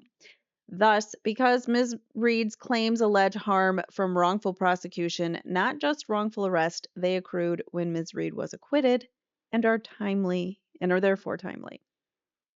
C. The amended complaint plausibly pleads a malicious prosecution claim. The House defendants make three arguments for dismissal of count 5, the common law malicious prosecution claim. None warrant dismissal. First, the House defendants argue they did not commence or continue the prosecution because Ms. Reed fails to allege that the House defendants took an active role in her investigation or prosecution, and she does not assert that they induced or pressured law enforcement to arrest Reed in any way. That's not facts of the case. Anyways, this misstates the law. In fact, the contrast between the facts alleged in the amended complaint and those before the court in the case the House defendants rely upon, which is Lamone versus the United States, illustrates why Lamone applied Corellis versus Viveros, holding that merely providing information to an investigating officer is not actionable and that the defendant must have, in some sense, initiated the prosecution. What? In Lamone, the First Circuit rejected a malicious prosecution claim against FBI agents accused of shoring up the false story that was initially provided by a witness in a murder investigation. The malicious prosecution claim failed because there was no proof the defendants voluntarily reached out to law enforcement officials and caused them to commence a new line of inquiry. Ms. Reed's amended complaint alleges the exact opposite. The essence of her malicious prosecution and related claims against the House defendants is that they initiated the entire prosecution by casting Ms. Reed as the suspect even before the investigation started. Ms. Reed alleges that the House defendants directed first responders and investigators to Ms. Reed almost immediately, and the investigators willingly took the bait as part of a concerted plan to distract from their own guilt. And among other things, they moved Mr. O'Keefe's body to the area in front of the Alberts' house, where they later claimed to have seen Ms. Reed drop off Mr. O'Keefe. Ms. McCabe voluntarily reached out to police officers responding to the scene several hours after the body was found, saying that Ms. Reed had said twice, "I hope I didn't hit him." The House defendants then coordinated the story that Mr. O'Keefe never entered the home. Mr. Higgins and Mr. Albert destroyed their phones, and Ms. McCabe deleted her Google search history to hide any incriminating evidence. Hope, I hope it goes all the way to trial, because I want to see this litigated again where they're the ones that are on the line. The McAlberts are the ones where their testimony could potentially get them in trouble. You know what I'm saying? Where it's not Karen Reed on the line, her life's not on the line, and her freedom's not on the line, but it's the McAlberts. If this civil, I mean, it's not like they're going to go to jail necessarily unless they admit to something, but it opens them up for liability for sure, and for trying to dig and get to the truth a lot more. And all the things that they couldn't get into because Judge Bev said no, well, they're kind of going to have to, because Karen Reed's using that as her defense. You know, that's her, not her defense, it's her strategy in suing them, right? So that's her legal strategy, is that they conspired. So we need to see all that evidence. We need to get more evidence from you, more discovery, and we have the right to depose all of you for hours on end, hopefully. I cannot wait until some of those transcripts or videos come out, because that's going to be some good entertainment. But anyways, let's get back to this. So, yeah, they hid a lot of stuff. Accordingly, the amended complaint plausibly alleges the House defendants initiated the prosecution when they colluded to focus the police on Ms. Reed before investigators even appeared on the scene, cemented their efforts by reaching out to Proctor and others with false statements after the investigation commenced, and then corrupted the ongoing investigation by coordinating stories and destroying evidence that exculpated Ms. Reed. Holy crapoli, that's a lot of words in that sentence, but that's exactly the best possible way you could ever have stated it regarding the situation here. That's a great sentence. I'm going to read it once more because I thought it was quite powerful. So accordingly, the amended complaint, so the complaint that Karen Reed has put forth, that's what the amended complaint is. So Karen's complaint plausibly alleges that the House defendants initiated the prosecution, so the McAlberts initiated the prosecution when they colluded. So the prosecution of Karen Reed started when the McAlberts all decided, we're going to collude together to focus the police investigation on Karen Reed, before investigators even came to the scene. That's what the sentence is saying. That cemented their efforts by reaching out to Michael Proctor and others with false statements. Sergeant Good as well, saying she hit him. And after the investigation, that was after the investigation commenced, they reached out to certain individuals for certain particular statements to be made. And then they totally impeded on the investigation by coordinating stories and destroying evidence. So there was no way that an actual true investigation could have taken place with all of their actions that they did. And the actions that they took led to Karen Reed being the one on the hook for the crime. So that is what that sentence, that's a very powerful sentence. That's impactful. It just sums it up perfectly. And anyways, I just like that. Okay, so not surprisingly, and as planned by the House defendants, the Alberts family friend and the lead investigator, Proctor, focused solely and exclusively on Ms. Reed from the very first hours of investigation. Because the amended complaint plausibly alleges the House defendants initiated the prosecution, the malicious prosecution count states a claim under Massachusetts law. Denying summary, so this other case law says, denying summary judgment where the plaintiff alleged the defendant made knowingly false statements about him under oath in support of the criminal complaint. In order to charge a private person with responsibility for the initiation of proceedings by a public official, it must therefore appear that his desire to have the proceedings initiated expressed by direction, request, or pressure of any kind was the determining factor in the official's decision to commence the prosecution, or that the information furnished by him upon which the official acted was known to be false. Well, that's what happened there. So the House defendants' second and third arguments overlap. They contend that the amended complaint fails to establish a lack of probable cause and fails to show that the House defendants acted with malice. The malice argument is not developed, but is instead reliant on the lack of probable cause argument. Those same reasons why the malicious prosecution claim fails under the prior two elements demonstrate how Ms. Reed fails to show that the House defendants acted with actual malice. The argument thus boils down to a single assertion: any reasonable person would have suspected Ms. Reed's culpability. The House defendants then cite what they say is incriminating evidence. Her presence the night before in the area, Mr. O'Keefe's body was found the next day. So because she was there, she did it. A cracked taillight and her seeing the body immediately upon returning to the Albert house that morning, even though he was not covered in snow and should have been seen by all those people in the house, but they just chose to ignore it. Right.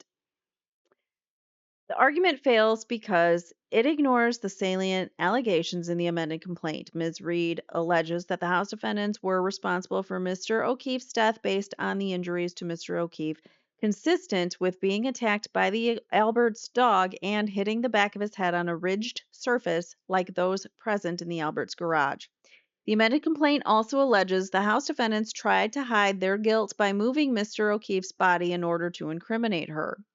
These allegations, which must be accepted as true for purposes of the motion to dismiss, paint a textbook case of lack of probable cause that the complainant knew the person they were implicating was not responsible. As the restatement provides, a private prosecutor cannot have provable cause for initiating criminal proceedings against another if he does not believe that the accused was guilty of the crime charged against him. If he does not so believe, it is immaterial that the facts of which he had known or had knowledge or belief were such the reasonable men might have regarded them as proof of the guilt of the accused. Okay. As the House defendants correctly explained in their motion, their conduct must be adjudged by their honest and reasonable belief at the time he instituted the complaint rather than by what may turn out later to have been the actual state of things. For a 12b6 motion, that honest and reasonable belief must be determined based on the allegations in the complaint and the reasonable inferences in the plaintiff's favor that spring from such allegations. According to the amended complaint, here, the House defendants knew at the time they conspired to incriminate Ms. Reed that she was not responsible for Mr. O'Keefe's death. Thus, they lacked probable cause for their instigation of Ms. Reed's prosecution. I did it again. I'm not doing it on purpose. The House defendants, this is footnote number 3, the House defendants' undeveloped argument that there are insufficient allegations of malice also fails. The amended complaint plausibly alleges that the House defendants framed Ms. Reed to hide their complicity in Mr. O'Keefe's death. That is obviously a wrong or unjustifiable motive.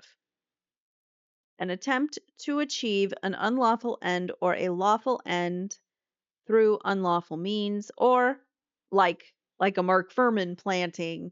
So doing it unlawfully, like planting evidence because you are doing it to plant or to implicate someone else of the crime, or lawful, but yet through unlawful means. Like, well, we know OJ did it but we don't have enough, so we're going to just plant some evidence to kind of boost our case, which is exactly what Mark Furman did, which is how, it basically destroyed the case for them.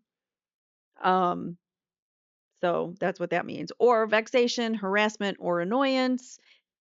It is the exact opposite of the legitimate purpose of bringing an offender to justice. All right, now where was that? Okay, that was footnote number 3. And D, the amended complaint plausibly pleads a civil rights conspiracy. Count 3 alleges a conspiracy to deprive Ms. Reed of her Fourth Amendment rights under the U.S. Constitution 1983 statute.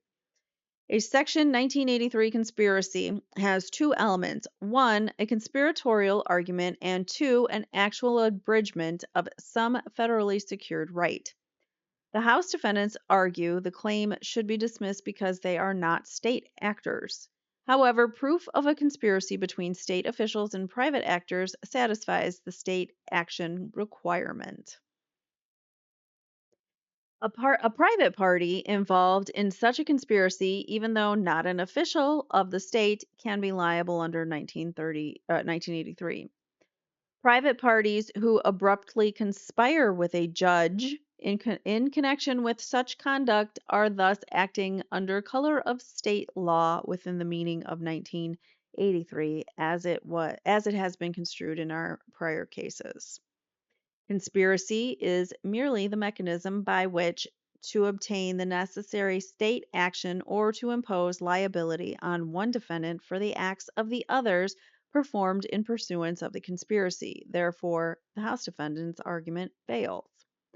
A civil rights conspiracy is a combination of 2 or more persons acting in concert to commit an unlawful act or to commit a lawful act by unlawful means, the principal element of which is an agreement between the parties to inflict a wrong against or injury upon another and an overt act that results in damages. It is not necessary to show and express our agreement to prove a conspiracy. Instead, the plaintiff must prove either the existence of a single plan, the essential nature and general scope of which was known to each person who is to be held responsible for its consequences, or at the least that the parties decided to act interdependently, each actor deciding to act only because he was aware the others would act similarly.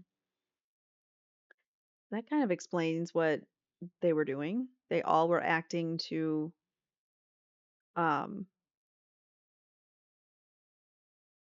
it seems like they were acting together in coordination, if you ask me. They had a lot of the same stories on the stand, right? A lot of the same talking points. Oh, Colin arrived home at 12:15. You know, many of the same talking points over and over again. I don't remember where I left off. Plaintiff is not required to allege. I think that's where I left off. Plaintiff is not required to allege direct evidence of an agreement, but can instead rely on circumstantial evidence. So those text messages like, tell him the guy never went in the house, that is circumstantial evidence that there was a plan, a conspiracy to get your story straight. The House defendants argue that dispositively the amended complaint fails to allege any coordination between the House defendants and any state actors. They are wrong. First, there was a pre-existing relationship between the House defendants and the investigators. The Alberts and Proctors were very close, a second family. Buchanan, Proctor, and Tully suppressed the existence of this close relationship, leading to the inference that they knew the connection was improper in the context of an ongoing relationship. So their hiding of it suggests that they knew it was wrong. In addition, Brian Albert and Higgins worked in law enforcement, which meant, as Proctor admitted to his friends on that night, O'Keefe's body was found before he had conducted any meaningful investigation of the House defendants, that the MSP are out to make it cut and dry since it involves cops. Those were Proctor's words, and that Brian Albert would not receive some shit. Instead, Ms. Reed had zero chance of skating. She's fucked. A reasonable inference from these admissions is that Brian Albert, Higgins, and Proctor, all in law enforcement, knew the plan. Cops would not investigate other cops. Second, there was extensive communication between Proctor and the House defendants before and during the investigation. Noting circumstantial evidence of conspiracy can include communication among officers before the alleged unlawful conduct occurred, coupled with a story that a jury could conclude was fabricated to justify or cover up the original actions. Proctor communicated with Julie Albert, who was related to Brian and Nicole, regularly, even speaking to her on his personal phone after his official interview with her. Proctor also spoke to his sister Courtney multiple times a day, knowing she was in close contact with Julie. Courtney and Julie spoke multiple times in the first days of the investigation and dozens of times later. Nicole Albert was confident that she had a back channel into the investigation through Julie, telling Jennifer McCabe in the time leading up to the witness interviews that we'll get more info tomorrow. Don't want to text about it. For her part, Jennifer McCabe visited Proctor's and the others investigators' private residences. Proctor also used his personal cell phone to coordinate witness interviews with Brian Albert's brother, Kevin.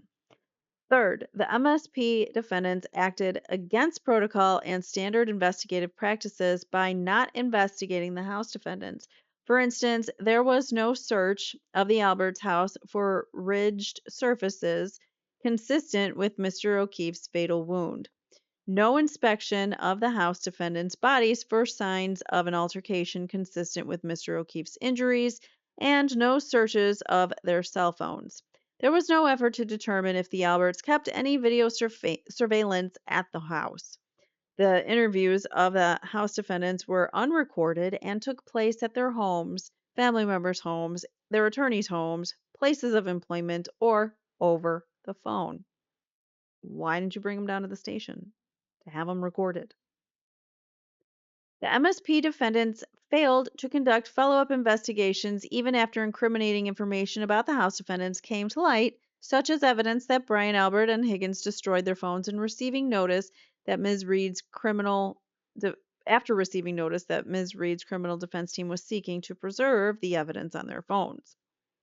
In sum, the amended complaint plausibly alleges that one, Proctor admitted to his friends at the outset of the investigation he was going to make the investigation cut and dry to avoid blaming another member of law enforcement who happened to be part of his second family. Two, the investigation proceeded exactly according to the plan with no focus on the House defendants. And three, all the while, there were extensive, unofficial, unrecorded communications between the MSP defendants and the House defendants.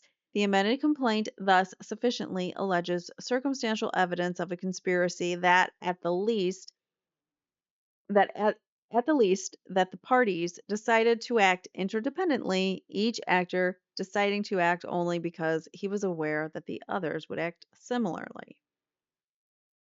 So it doesn't have to have the words like, we're conspiring to do this. All it has to be is, it's reasonable to believe that one action followed another because they knew about what each other was doing in that circumstance. The amended complaint plausibly alleges a civil conspiracy among the House defendants under Massachusetts law. A civil conspiracy based on a concerted action theory under Massachusetts law applies to a common plan to commit a tortious act where the participants know of the plan and its purpose and take affirmative steps to encourage the achievement of the result. The amended complaint alleges such a common plan among the House defendants to make it look like Mr. O'Keefe died due to exposure after being hit by Ms. Reed's car, even though they knew he had been killed inside the Alberts house or garage as a result of an altercation. The amended complaint goes on to allege the House defendants took multiple steps to carry out the plan, including moving Mr. O'Keefe's body to the area of the front lawn where Ms. Reed had dropped him off earlier in the night. The House defendants argue the civil conspiracy count 7 should be dismissed for several reasons. First, they contend the allegations concerning relocation of the body are vague and speculative. They are not. The amended complaint references the trial testimony of Brian Loughran, who drove a snowplow in Canton. He testified that he didn't see a body on the lawn in front of the Alberts house at 2:30 a.m. on January 23rd, hours after Ms. Reed dropped Mr. O'Keefe off, but at 3:30 a.m. since he did see a Ford Edge, the type of car that Brian Albert drove at the time, parked in that spot where Mr. O'Keefe's body was ultimately found. The amended complaint also alleges Mr. O'Keefe suffered injuries consistent with being injured inside the Alberts house, such as bite wounds from the Alberts dog, which had a history of attacking people and other dogs, and a head wound consistent with falling on a ridged surface, such as those present in the Alberts garage. A reasonable inference from these factual allegations is that Mr. O'Keefe was killed or incapacitated in the Alberts house, and then his body moved at some point after 2:30 a.m. to where he was ultimately found a few hours later. Additionally, during Reed's criminal trial, the medical examiner, a witness called by the prosecution, testified that Mr. O'Keefe's wounds were inconsistent with being struck by a vehicle, but rather were consistent with being involved in a physical altercation. Second, the House defendants argue that no conspiracy can exist where an alleged participant lacks knowledge that a wrongful act is being perpetrated and that the amended complaint fails to allege that they knew the statements they gave to the police were false. This argument fails for multiple reasons. To begin with, the false statement the House defendants gave to the police was only one of the affirmative steps and tortious actions they took pursuant to their conspiracy. The other tortious acts, like moving Mr. O'Keefe's body and destroying evidence, are sufficient by themselves to support conspiracy claims because it would have been pinned on somebody. I don't think Karen was necessarily the target. I think a plow or just a car passing by was going to be what they blamed it on. But because Karen woke up and was worried where John was and wanted to go looking for him, that's what happened.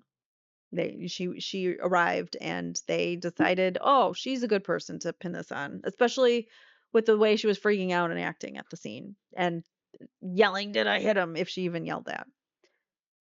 So the other tortious acts, like moving his body and destroying evidence, are sufficient by themselves to support a conspiracy claim. In the tort field, the doctrine appears to be reserved for application to facts which manifest a common plan to commit a tortious act where the participants know of a plan and its purpose and take affirmative steps to encourage the achievement of the result. In any event, the amended complaint does allege the House defendants knew they were lying when they told investigators Mr. O'Keefe was not in the house. In fact, the amended complaint goes much further and alleges that they knew he had been killed in the house and they were trying to hide it. F. Causing Ms. Reed's prosecution is intrinsically coercive under the Massachusetts Civil Rights Act.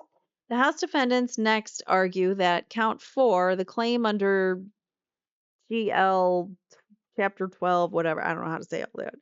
That's why I just say whatever statute that is, the Massachusetts Civil Rights Act should be dismissed because the amended complaint does not adequately plead that Ms. Reed was ever threatened, intimidated, or coerced by the House defendants.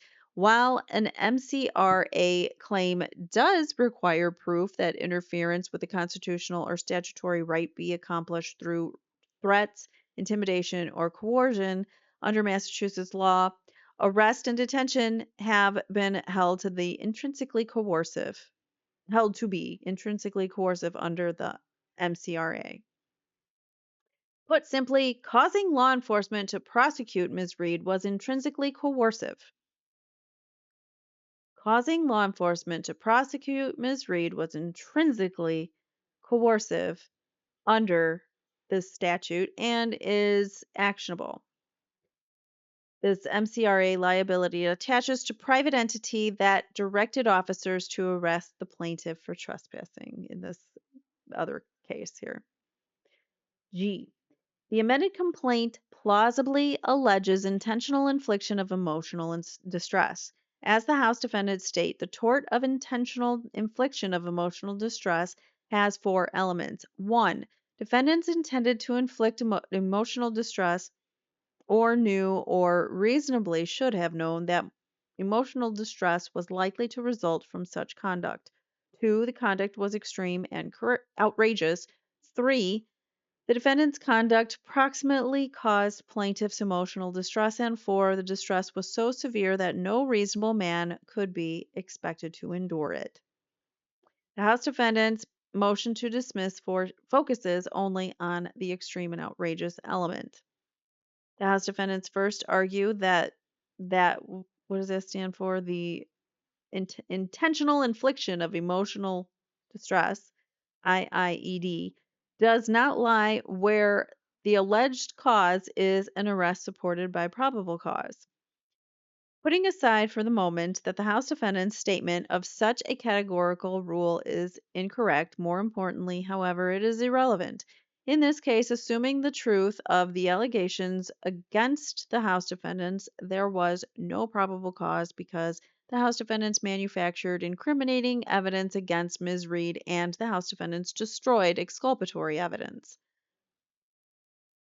Holding criminal defendant not collaterally stopped from arguing lack of probable cause in later civil action following acquittal. Whatever any of that means. I'm not a lawyer, I don't know. So the House defendants also argue that even where probable cause is lacking, distress associated with wrongful arrest is not sufficiently outrageous. But even the cases that the House defendants cite show that this too is not an accurate statement of the law. In a sense, this case is the mirror image of Lamone. There, the Court of Appeals upheld a trial verdict for intentional infliction of emotional distress against the FBI for asserting a witness in embellishing his apocryphal tale implicating the plaintiff in murder. Helped him to sell that tale to state authorities and the jury and covered up their perfidy by stonewalling the scapegoat's petitions for post-conviction relief. The court concluded that such behavior was sufficiently extreme and outrageous to constitute IIED. The allegations in the amended complaint against the House defendants are even more outrageous. Unlike the FBI in Lamone, which merely assisted the third party in framing an innocent person, here the House defendants themselves directed police towards Ms. Reed and manipulated and destroyed evidence to support the theory they wanted to take hold and to exonerate themselves. Such behavior goes far beyond the conduct in the other cases cited by the House defendants. Police officer arrested individual who was later acquitted of one charge but convicted of another. Police officer arrested individual on good faith belief he had received stolen goods but who was later acquitted. Police officer accusing excessive force in allegedly wrongful arrest at scene of riot, trying to put an innocent person in prison for murder to protect oneself should be intolerable in a civilized community because it undermines society's fundamental interests in public safety and justice. Happens every day, folks, where